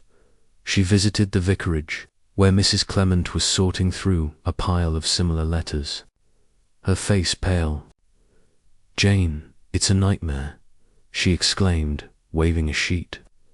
"This one claims Leonard's been taking bribes for church favours, and Clara got one, accusing her of stealing from the manor. She's in tears." Miss Marple examined the letter, noting the same angular scrawl and wax smudge. "Griselda, when did these arrive?" "This morning's post," Mrs. Clement said. "They're all unsigned, posted locally. The village is in an uproar. People are pointing fingers at each other." Miss Marple nodded, her thoughts turning to Clara, the maid's nervousness, her bruise, and the letter fragment hidden under her floorboard suggested she knew something dangerous. "Might I speak with Clara?" she asked. Clara was in the kitchen, her eyes red-rimmed, a crumpled letter in her hand. "Miss Marple," she whispered, "it says I stole silver from the manor." "It's not true, I'd never." "I believe you, dear," Miss Marple said, patting her hand. "Did you notice anyone odd near the postbox recently?" Clara hesitated, her fingers twisting her apron. "I saw Mr. Harrow there yesterday, posting something. He looked sneaky, but I was too scared to watch." Miss Marple's pulse quickened. Harrow's presence at the postbox, his wax-stained cuff, and his relentless questions about the manor's trust fund, gatehouse, and lake formed a pattern. She recalled a case from her youth, where anonymous letters masked a scheme to discredit a rival heir. This felt similar, but the wax and handwriting suggested a coordinated effort, perhaps to destabilize the colonel's plans to sell the manor. She visited Mr. Pye's shop, where the shopkeeper was fielding complaints about his own letter, accusing him of cooking his books. "Miss Marple, it's slander," he fumed. "The handwriting's like that note you showed me, with those dots and dashes." Miss Marple produced one of the letters, comparing it to the ledger scrap. The code dots and dashes, possibly trust, appeared. In the margin of Mr. Pye's letter, a subtle mark overlooked by most. "Mr. Pye, have you seen Mr. Harrow since the letters arrived?" "He was here this morning," Mr. Pye said, asking about old manor debts again. "I told him to leave. His questions are stirring trouble." Miss Marple thanked him and stepped onto the green, where the village buzzed with tension. She spotted Mr. Harrow near the church, his notebook open, his signet ring glinting as he scribbled. She approached, her step light. "Mr. Harrow, these letters are causing quite a stir. Found any historical scandals to explain them?" Harrow's smile was tight, his eyes guarded. "Just village gossip, Miss Marple. Old estates breed resentment. I'm sure it'll pass." He closed his notebook and hurried toward the blue ball. But Miss Marple noted a faint ink stain on his fingers. Matching the letter's indigo dot at the manor, Mrs. Prothero was distraught, clutching a letter accusing the colonel of financial ruin. "Jane, it's true he has debts, but to air it like this, it's cruel. Do you think it's linked to that will?" "Possibly," Miss Marple said, her tone soothing. "Mrs. Prothero, has Clara mentioned anything about these letters?" "She's been silent," Mrs. Prothero said, "but she's terrified. Her brother, Tom, is furious, says someone's targeting their family." Miss Marple nodded, recalling Tom's protective demeanor and the boot print by the gatehouse. The letter's personal accusations suggested a villager's knowledge, but the handwriting and wax tied to Harrow. She visited the lake where the disturbed earth remained and found a fresh clue, a broken pen nib, its tip stained with indigo ink, half buried near the willow. Her heart raced. The nib, like the wormwood sprig and metal shard, pointed to the lake as a focal point of the mystery. That evening, Miss Marple called on Sir Henry Clithering, her old friend, who was visiting St. Mary Mead. "Jane, these letters are a devilish business," he said, examining one. "The code dots and dashes looks like Morse, possibly trust, as you thought. And this ink, it's unique, used by the manor's staff for official documents." Miss Marple's eyes sharpened. "The manor's ink, that's most revealing. Sir Henry, could you confirm it?" "I'll send a sample to my contact at Scotland Yard," he said. "But it suggests someone with access to the manor's supplies, perhaps a servant." The next day, the letters stopped as suddenly as they'd begun, the village settling into an uneasy calm. Miss Marple's quiet suggestion that they were a prank, possibly by a disgruntled outsider, soothed tempers, but she knew better. The indigo ink, identified as the manor's, pointed to an insider, perhaps Clara or Tom, coerced by Harrow. The letter's cessation resolved the immediate discord, but the pen nib and code deepened the mystery. At her cottage, Miss Marple spread her clues: the note, thread, button, enamel, charred paper, shard, ledger scrap, wormwood sprig, will, letter fragment, window sketch, and pen nib. The letter's accusations, tied to the ledger's debts and the will's heir, suggested a campaign to discredit the colonel, perhaps to block the manor's sale. Harrow's ink-stained fingers and wax-stained cuff made him central, but Clara's fear and Tom's boots hinted at local involvement. As the village slept, Miss Marple gazed out her window, the green silent under the stars. The letters had stopped. The village calmed, but the indigo ink whispered of a poisoned pen, its secrets buried where the roses faded. Tomorrow she would probe Clara and Tom further and seek Harrow's notebook, which held the key to the code and the manor's trust. Chapter 11. The lake's secret. The dawn broke over St. Mary Mead with a gentle glow, painting the village green in hues of rose and gold. The air was cool, carrying the scent of wet grass and the distant murmur of the manor's lake, its surface rippling under a light breeze. Miss Jane Marple stood at her cottage gate, her shawl wrapped tightly, her basket tucked under her arm. Her mind was a tapestry of clues, each thread meticulously gathered. The cryptic note slipped under the vicarage door, the scratched brooch returned to Mrs. Bantry, the sedative in Colonel Prothero's brandy, Rose Emmett's sighting of a figure digging by the lake, the stolen ledger with its coded trust, the wormwood sprig from the poisoned punch, the hidden will naming Eleanor Prothero, Clara's disappearance with a letter fragment hinting at a midnight meeting, the stained glass etching of Sub Rosa 1875, and the anonymous letters in indigo ink accusing villagers of secrets. The ink, confirmed by Sir Henry Clithering as the manor's own, pointed to an insider, and Mr. Harrow's wax-stained cuff and relentless probing kept him central. Today, Miss Marple aimed to revisit the lake where Rose's tale and the letter fragment suggested a buried truth waited. She had enlisted Sir Henry's help, his practical mind and connections proving invaluable. They met at the manor's gates, where the gatehouse's fading roses drooped mournfully. Sir Henry, in a tweed jacket, tipped his hat. "Jane, you've got me trudging through mud before breakfast. What's this about the lake?" Miss Marple smiled, her eyes sharp. "A hunch, Sir Henry. Rose saw someone digging there, and Clara's letter mentioned a midnight meeting.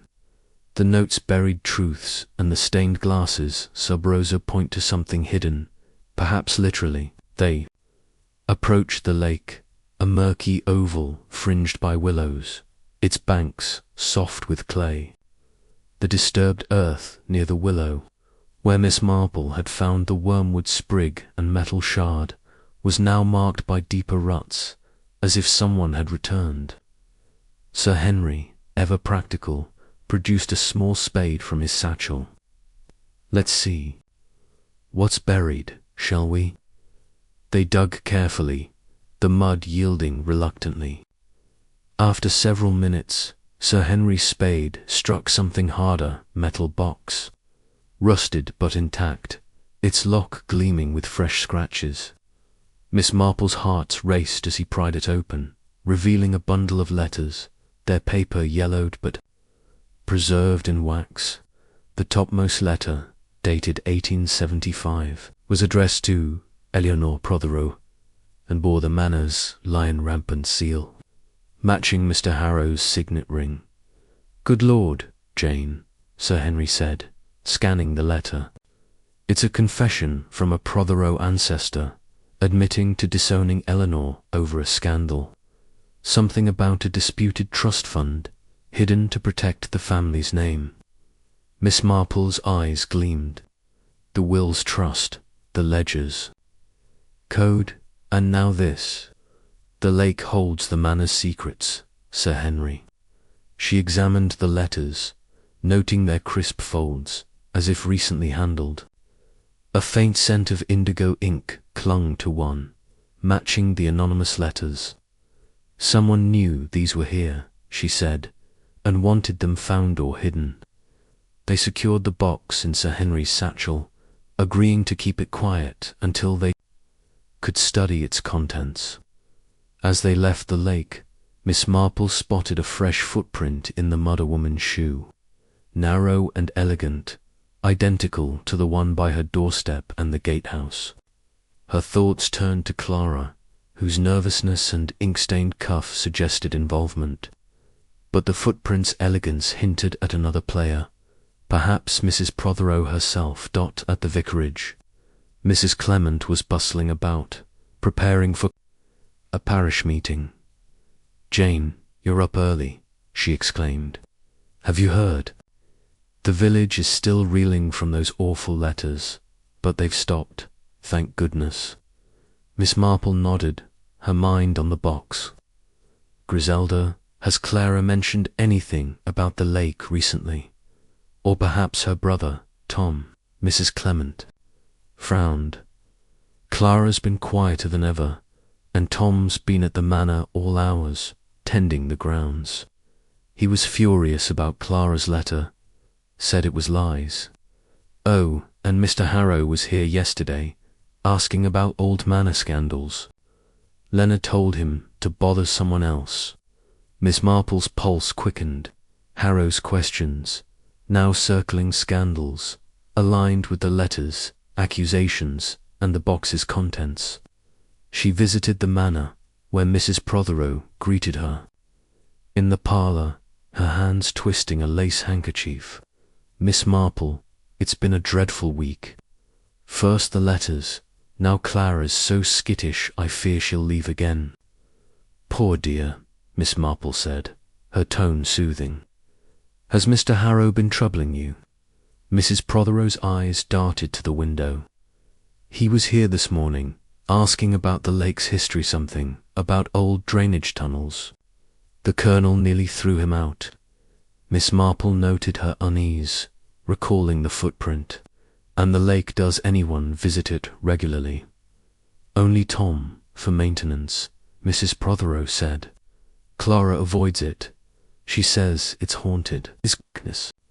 Marple thanked her and stepped outside, where Tom was raking gravel near the gatehouse. His boots, she noted, matched the heavier print from Chapter 8, but not the elegant shoe. "Tom," she said, "I found something curious by the lake. Do you ever dig there?" Tom's face tightened. "No, ma'am. I keep the paths clear. That's all. But I saw Mr. Harrow there last night, poking about with a lantern. Looked like he was searching for something." Miss Marple's heart raced.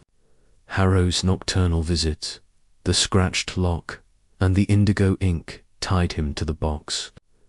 She recalled a case where a hidden cache revealed a family's shame, sparking blackmail. This felt similar, but the footprint suggested a second player, perhaps manipulating Clara or Tom. That afternoon, she and Sir Henry studied the letters in the vicarage's study, away from prying eyes. The confession detailed Eleanor Prothero's disownment over an illicit affair, with the trust fund buried to avoid scandal. A map sketched in the margin pointed to the lake's willow, confirming their find. The indigo ink, Sir Henry noted, was identical to the manor supply used by its staff. "Jane, this points to someone inside the manor," he said. "Clara, perhaps, or even Mrs. Prodero." Miss Marple nodded, her thoughts on the footprint. "Or someone using the manners. Resources to mislead us. The letters, accusations, mirror this. Scandal, debts, affairs, secrets. Someone wants to stir trouble.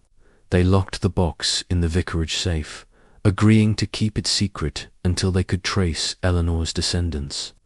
Miss Marple visited Mr. Pye's shop, where the shopkeeper was restocking, his ledger now under lock and key. "Miss Marple," he said, "those letters caused a right mess. I found another scrap in the storeroom, same code as before." He handed her a torn page, its dots and dashes spelling true in Morse, a variation of trust. Miss Marple's eyes sharpened. The code's shift suggested a deliberate message, perhaps tied to the confession's truth. "Mr. Pye, did Mr. Harrow visit recently?" "Yesterday," he said. "Asked about old manor trusts again. I sent him to the church." At the church, Mr. Clement was polishing candlesticks. "Miss Marple, you're tireless," he said. "Harrow was here, asking about the manor's chapel records. I showed him out his too nosy." Miss Marple thanked him, her mind on the stained glasses sub rosa. The box's discovery confirmed the lake as the notes buried truths. But the footprint and ink suggested a conspiracy. She recalled Clara's letter, fragment, mentioning a midnight meeting and Tom's protective anger. Was Clara coerced into silence, or was she complicit? That evening, the village buzzed with speculation about the will, but the box remained a secret, its discovery resolving the lake's mystery. Miss Marple sat in her cottage, her clues spread out, the note, thread, button, enamel, charred paper, shard, ledger, scrap, wormwood, sprig, will, letter fragment, window sketch, pen nib, and now the letters from the box. The confession tied the will to the lake, and the indigo ink pointed to the manor's staff Clara, Tom, or Mrs. Prothero. Harrow's nocturnal search and wax-stained cuff made him central, but the elegant footprint suggested another hand, perhaps guiding the scheme. As the stars rose over the green, Miss Marple gazed out her window. The box was safe, the lake's secret unveiled, but the footprint's mystery lingered, a silent challenge in the shadows of St. Mary Mead. Chapter 12. The manor's shadow. The evening descended over St. Mary Mead with a velvet hush. The village's thatched cottages glowing faintly under the moon's silver light. The air was sharp with the scent of frost and pine, a reminder of autumn's waning days.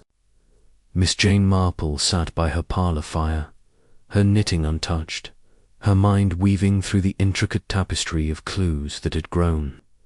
Ever more complex, the cryptic notes slipped under the vicarage door.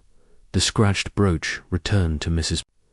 Bantry, the sedative in Colonel Prothero's brandy, Rose Emmett's sighting of a figure digging by the manor's lake, the stolen ledger with its coded trust or true, the wormwood sprig from the poisoned punch, the hidden will naming Eleanor Prothero, Clara's disappearance with a letter fragment hinting at a midnight meeting, the stained glass etching of Sub Rosa. 1875. The anonymous letters in indigo ink and the locked box from the lake containing a confession of a family scandal. Each clue pointed to a secret tied to the manor's past, with Mr. Harrow's wax-stained cuff and signet ring matching the manor seal, placing him at the heart of the mystery. The indigo ink, confirmed as the manor's own, suggested Anne. Insider, perhaps Clara or her brother. Tomwhile, the elegant woman's footprint by the lake and gatehouse hinted at another player. Tonight, Miss Marple was invited to a dinner at the manor, where she hoped to observe Harrow and the Protheroes. Seeking the thread that tied the clues together, the manor's dining hall was a grand affair, its long oak table gleaming under crystal. Chandeliers, though the silver was tarnished and the drapes faded, hinting at the Colonel's financial straits. The guests included Mrs. Bantry, resplendent in emerald silk, Dr. Haydock, his medical bag at his side, Mr. and Mrs. Clement, chatting amiably, Rose Emmett, quiet and watchful, and Mr. Harrow, his notebook absent but his signet ring glinting. Colonel Prothero, at the head of the table, was a thundercloud, his face ruddy with irritation, while Mrs. Prothero, pale and nervous, fussed over the wine dot. Miss Marple, seated beside Mrs. Bantry, noted the tension as Clara served the soup, her hands trembling. The conversation was stilted, with talk of the weather and the bazaar, until Harrow leaned forward, his voice smooth. "Colonel, I hear you're considering selling the manor. A pity, given its history, especially that old trust fund tied to the lake." The Colonel's spoon clattered against his bowl. "Harrow, I've told you to drop it. My affairs are no concern of yours, nor of any damned historian." Mrs. Prothero gasped, and Rose's eyes widened, but Harrow's smile was unruffled. "Just curiosity, Colonel. Old estates have secrets, buried ones, perhaps." Miss Marple's pulse quickened, the notes, buried truths echoing in Harrow's words. She recalled the lake's locked box and the stained glasses sub rosa. Before she could steer the conversation, a sharp cry broke the tension. Dr. Haydock, sipping his wine, choked, his face contorting as he clutched his throat. The glass fell, shattering, its contents spilling across the tablecloth. Releasing a bitter scent Miss Marple recognized at once, wormwood, like the sprig from the lake and the fates' punch. "Quick, fetch water," Miss Marple said, rising with a calmness that belied her racing heart. She guided Dr. Haydock to a chair, loosening his collar as Mrs. Bantry fanned him. Clara froze, her tray clattering, while Rose darted to the kitchen for water. Dr. Haydock, coughing, waved off concern. "I'm fine, just a bad sip. Tastes off, that's all." Miss Marple's eyes narrowed, catching a glint in Harrow's hand. Small vial swiftly slipped into his pocket. She knelt by the spilled wine, her handkerchief soaking up a sample, the bitter scent unmistakable. "Dr. Haydock," she said softly, "might this be like the Colonel's brandy?" He nodded, his face pale but recovering. "Possibly. I'll test it, but it smells like a sedative, stronger than the punch, weaker than the brandy." Mrs. Prothero, trembling, ordered Clara to clear the table, while the Colonel roared, "This is an outrage. Someone's targeting my house." His eyes fixed on Harrow, who remained composed, his fingers brushing his pocket. Miss Marple's mind raced. The wormwood, linking the punch, the lake, and now the wine, suggested a deliberate pattern, not a prank. The vial in Harrow's hand was damning, but Clara's frozen panic and Rose's quick exit hinted at their involvement. She recalled a case where a poisoned drink masked a distraction for theft. Was this an attempt to harm Dr. Haydock, who'd tested the brandy and punch, or to sow chaos?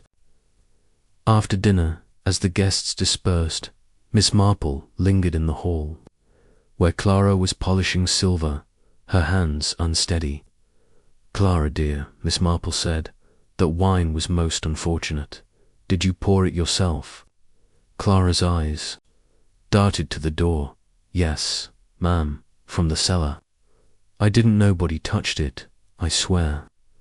Miss Marple noted her fear, recalling the ink-stained cuff and the letter fragment. "And Mr. Harrow, did he go near the cellar today?" Clara hesitated, then nodded. "He was there this morning, said he was checking the manor's old pipes. Mrs. Prothero let him." Miss Marple thanked her and stepped outside, where the manor's shadow stretched across the lawn. The gatehouse loomed, its roses black in the moonlight, and she spotted a fresh scratch on the padlock, like those at the shop and lake. Her thoughts turned to Tom, Clara's brother, whose boots matched the gatehouse print. Was he protecting his sister, or complicit in Harrow's scheme? The next morning, Miss Marple visited Sir Henry Cleathering at the Blue Boar, where he was breakfasting. "Jane, you're a marvel," he said, examining her wine-soaked handkerchief. "This smells like wormwood, all right. I'll send it to my lab, but it's the same as the punch and lake sprig. Someone's got a stockpile."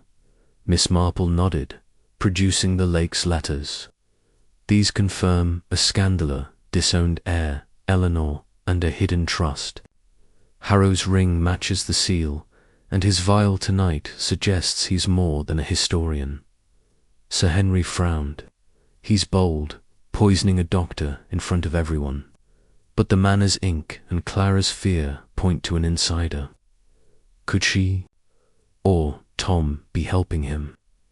"Possibly," Miss Marple said, "but the elegant footprint by the lake and gatehouse suggests another, perhaps Mrs. Prothero, whose nerves are frayed."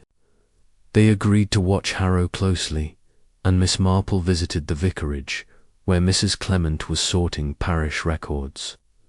"Jane, that dinner was ghastly," she exclaimed. "Dr. Haydock's all right, thank goodness, but the village is whispering about poison again." Miss Marple showed her the lake's confession letter, noting the indigo ink. "Griselda, has Clara or Tom mentioned anything about the manor's cellar?" Mrs. Clement shook her head. "Clara's barely speaking, and Tom's been at the manor. Day and night, fixing drains, he says. Mr. Harrow was here yesterday, asking about old chapel scandals. Leonard nearly threw him out." Miss Marple's pulse raced. Harrow's questions, now circling the chapel, lake, and cellar, aligned with the stained glass clue and the confession. She visited the lake, where the disturbed earth was unchanged, but a new clue caught her eye. A silk ribbon, green and delicate, snagged on a willow branch. It matched the thread from Mrs. Bantry's dressing room, suggesting the same elegant hand dot at the manor. Mrs. Prothero was pale, her hands clutching a shawl. "Miss Marple, I'm at my wit's end. First the letters, now this poison. The Colonel's." Talking of hiring a detective, Miss Marple smiled gently. "No need just yet. Tell me, has anyone been in the cellar besides Clara and Mr. Harrow?" "Only Tom, for repairs," Mrs. Prothero said. "He's been so diligent lately." Miss Marple nodded, her thoughts on Tom's boots and the ribbon. The dinner's chaos, resolved by Dr. Haydock's recovery, was another distraction, like the brooch and ledger. The wormwood and vial pointed to Harrow, but the ribbon and footprint suggested a woman, Mrs. Prothero, perhaps, or another manor resident, at her cottage. Miss Marple spread her clues: the note, thread, button, enamel, charred paper, shard. Ledger, scrap, wormwood sprig, will, letter fragment, window sketch, pen nib, lake letters, and silk ribbon. The confessions, scandal, the codes true, and the window's sub rosa pointed to a disowned heir, with Harrow as a likely candidate. Clara's fear, Tom's diligence, and the elegant footprint suggested a local conspiracy, perhaps coerced by Harrow's knowledge of the scandal as the village slept. Miss Marple gazed out her window, the green silent under the stars. Dr. Haydock was safe, the dinner's threat contained, but the vial in Harrow's pocket cast a long shadow.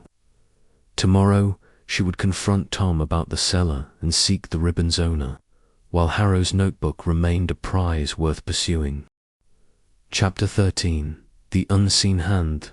The evening air in St. Mary Mead was thick with the scent of frost and wood smoke, the village's cobblestone lanes glowing faintly under the moon's pale gaze. The green lay quiet, its lampposts casting pools of amber that flickered in the gathering mist. Miss Jane Marple stood at her cottage window, her knitting untouched, her sharp mind weaving through the dense tapestry of clues that had unravelled over the past weeks. The cryptic note slipped under the vicarage door. The scratched brooch returned. To Mrs. Bantry, the sedative in Colonel Prothero's brandy, Rose Emmett's sighting of a figure digging by the manor's lake, the stolen ledger with its coded trust or true, the wormwood sprig from the poisoned punch at the fete, the hidden will-naming Eleanor Prothero, Clara's brief disappearance with a letter fragment hinting at a midnight meeting, the stained glass etching of Sub Rosa 1875, the anonymous, letters in indigo ink, the locked box from the lake revealing a family scandal, and the poisoned wine at the manor dinner with Mr. Harrow's vial a damning clue. The indigo ink confirmed as the manor's own, and the elegant woman's footprint by the lake and gatehouse pointed to an insider, perhaps Clara, her brother Tom, or even Mrs. Prothero, while Harrow's wax-stained cuff and signet ring kept him central. Tonight, a village meeting at the hall offered a chance to set a trap, and Miss Marple, with Sir Henry Clethering's aid, was ready to pull the thread that would unravel the mystery. The village hall was a hive of murmurs, its wooden.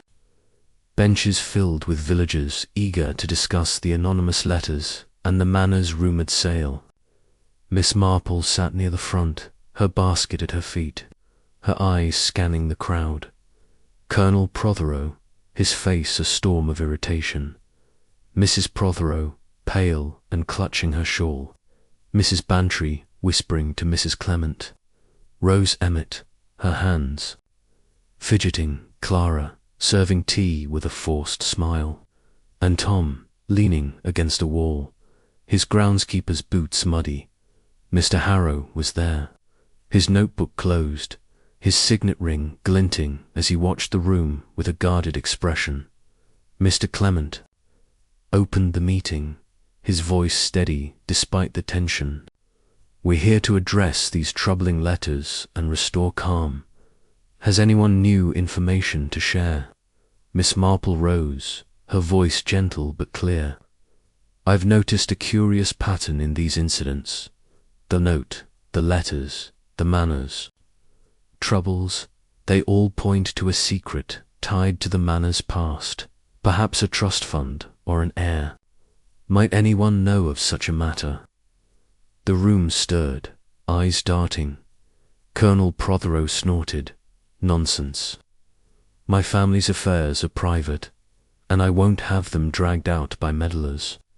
His gaze fixed on Harrow, who remained impassive. Mrs. Bantry spoke up, her voice sharp. Well, someone's stirring trouble. My brooch, the Colonel's brandy, the punch, the Whodunits, all connected, isn't it, Miss Marple? Miss Marple nodded, her tone measured. Indeed, Dolly, and the lakeware, a box of letters was found, revealing a scandal about a disowned heir seems central. Perhaps someone here knows more about a midnight meeting there.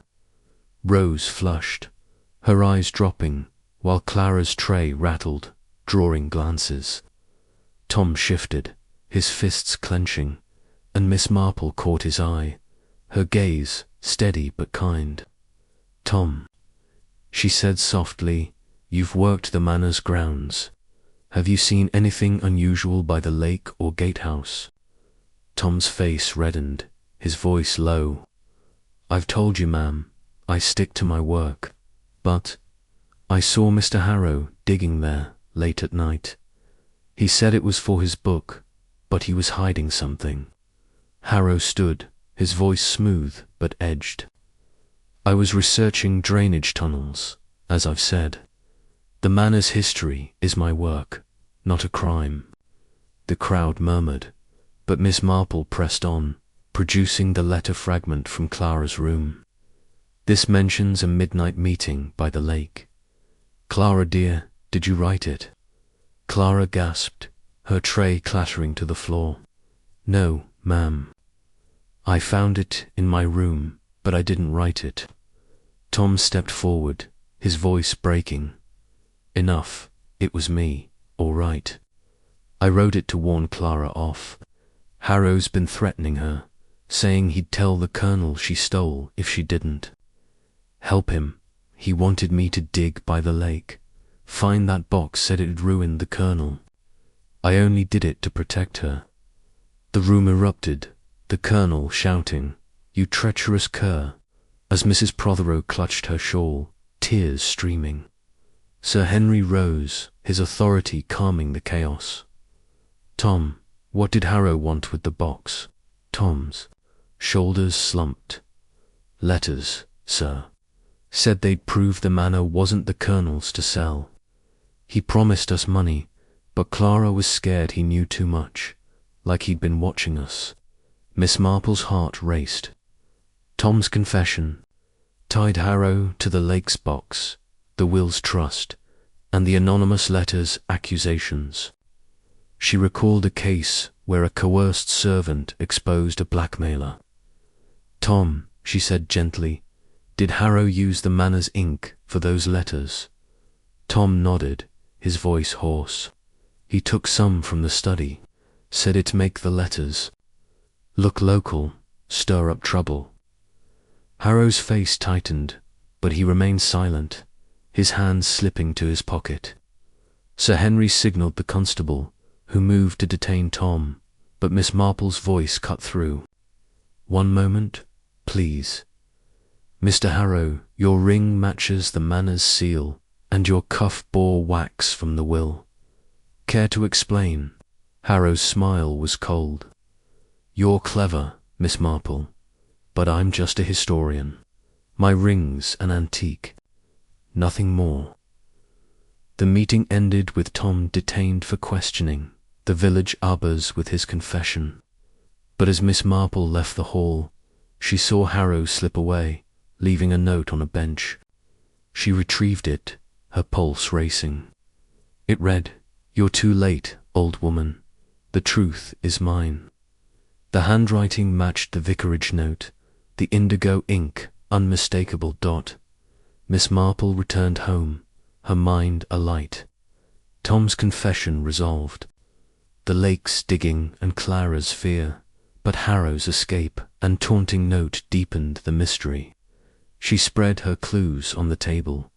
The note, thread, button, enamel, charred paper, shard, ledger scrap. Wormwood, sprig, will, letter, fragment. Window sketch, pen nib, lake letters, silk ribbon, and Harrow's note. The confession tied the lake's box to the will's trust, and the indigo ink confirmed Harrow's hand in the letters. Tom's coercion explained the boot prints, but the elegant footprint and silk ribbon suggested another player perhaps. Mrs. Prothero, whose nerves betrayed knowledge, as the village slept. Miss Marple gazed out her window, the green silent under the stars. Tom was detained, the meeting's chaos resolved. But Harrow's note was a challenge, its words echoing the manor's shadow. Tomorrow she would track him with Sir Henry's help and seek the ribbon's owner, while the notebook remained a prize. The unseen hand had faltered, but its grip on St. Mary Mead's secrets held firm. Chapter 14. The final thread, the dawn broke over St. Mary Mead with a soft golden light, casting long shadows across the village green. The air was crisp, carrying the scent of damp leaves and the faint tang of frost, a quiet reminder of autumn. Final days. Miss Jane Marple stood at her cottage gate, her shawl drawn tightly, her basket tucked under her arm. Her mind was a tapestry of clues, each thread meticulously gathered over weeks of quiet observation. The cryptic note slipped under the vicarage door. The scratched brooch returned to Mrs. Bantry, the sedative in Colonel Prothero's brandy. Rose Emmett's sighting of a figure digging by the manor's lake. The stolen ledger with its coded trust or true. The wormwood sprig from the poisoned punch at the fete. The hidden will naming Eleanor Prothero, Clara's disappearance. With a letter fragment hinting at a midnight meeting. The stained glass etching of Sub Rosa, 1875. The anonymous letters in indigo ink. The locked box from the lake revealing a family scandal. The poisoned wine at the manor dinner, and Tom's confession exposing Mr. Harrow's coercion. Taunting note, "You're too late, old woman. The truth is mine." Burned in her memory, its indigo ink, an angular scroll tying him to every incident. Today, with Sir Henry Clithering's help, Miss Marple aimed to unmask Harrow and unravel the manor's final secret. Suspecting his signet ring and relentless probing hid a personal stake. The village was abuzz with Tom's detention, the manor's shadow looming larger than ever. Miss Marple met Sir Henry at the Blue Boar, where he was poring over a telegram from Scotland Yard. "Jane," he said, his eyes bright. "The ink on Harrow's note matches the manor's, and his ring's crest is confirmed as the Prothero. Family seal, from a branch disowned in 1875. He's likely a descendant of Eleanor Prothero." Miss Marple's pulse quickened, the will's air coming into focus. Then Harrow's, after the trust fund, hidden to cover the scandal. But the elegant footprint, too delicate for Clara, or Tom suggests another hand, perhaps guiding him. Sir Henry nodded. "I've asked the constable to watch Harrow. He's still at the inn, but he's packing to leave. We need to act fast." Miss Marple suggested a visit to the manor, where Mrs. Prothero might reveal more about the footprint, or Harrow's visits. The manor's gates creaked as they entered, the gatehouse's roses now brittle husks. Mrs. Prothero greeted them in the parlour, her face pale, her hands clutching a silk shawl-green, like the ribbon from the lake. "Miss Marple, Sir Henry," she said, her voice trembling, "the village is in chaos. Tom's confession, those letters, it's too much." Miss Marple's eyes lingered on the shawl. "Mrs. Prothero, we found a ribbon by the lake, matching your shawl. Have you been there recently?" Mrs. Prothero's eyes widened, her fingers tightening. "The lake, no, I avoid it. It's Clara who's been odd, sneaking about. I thought she was meeting someone." Miss Marple noted her evasion, recalling the elegant footprint. "And Mr. Harrow, has he spoken of a family connection to the manor?" Mrs. Prothero hesitated. "He mentioned an ancestor, a woman wronged by the Protheros. I thought it was just his history nonsense." Sir Henry leaned forward. "Mrs. Prothero, we believe Harrow is Eleanor's descendant, seeking a hidden trust. Did you know of such a fund?" Her face drained of colour. There were rumours a legacy buried to avoid scandal. The Colonel never believed it, but I found papers in his study mentioning a trust. I hid them, fearing they'd ruin us. Miss Marple's heart raced. The papers, the footprint, and the shawl tied Mrs. Prothero to the scheme, perhaps unwittingly aiding Harrow. She recalled a case where a desperate wife concealed evidence to protect her family, only to be manipulated. Mrs. Prothero, she said gently, did you share those papers with anyone? Tears welled in her eyes. I showed them to Harrow, thinking he'd help. He said he'd keep quiet if I let him search the grounds. I didn't know he'd threaten Clara. The confession hung heavy, but before Miss Marple could press further, a shout echoed from the hall. Clara burst in, her face ashen. Miss Marple, he's gone. Mr. Harrowby took papers from the study and ran.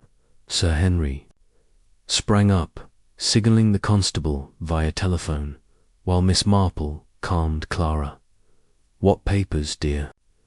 Old ones, from the Colonel's safe, Clara sobbed. I saw him break it open. He said they'd make him rich. Miss Marple's mind raced. The papers, likely detailing the trust, where Harrow's prized the truth in his note. She and Sir Henry hurried to the Blue Boar, where the constable had cornered Harrow in his room, a satchel of documents in hand. His notebook lay open, revealing a map of the lake and gatehouse, marked with trust in indigo ink. Harrow, Sir Henry said, his voice firm, or should I say Prothero? You're Eleanor's great-grandson, aren't you, after the trust? Fund to claim the manor? Harrow's smile was cold, his ring glinting.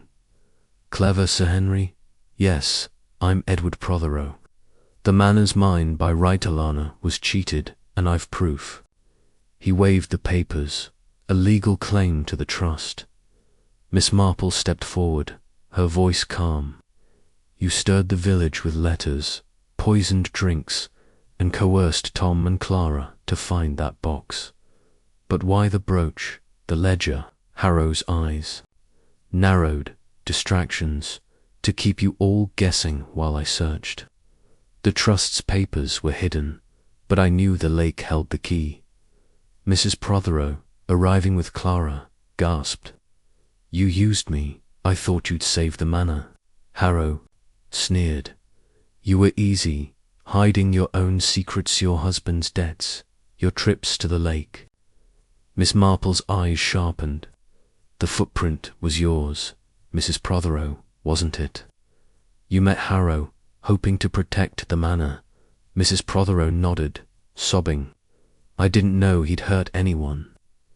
The constable arrested Harrow, seizing the papers and notebook.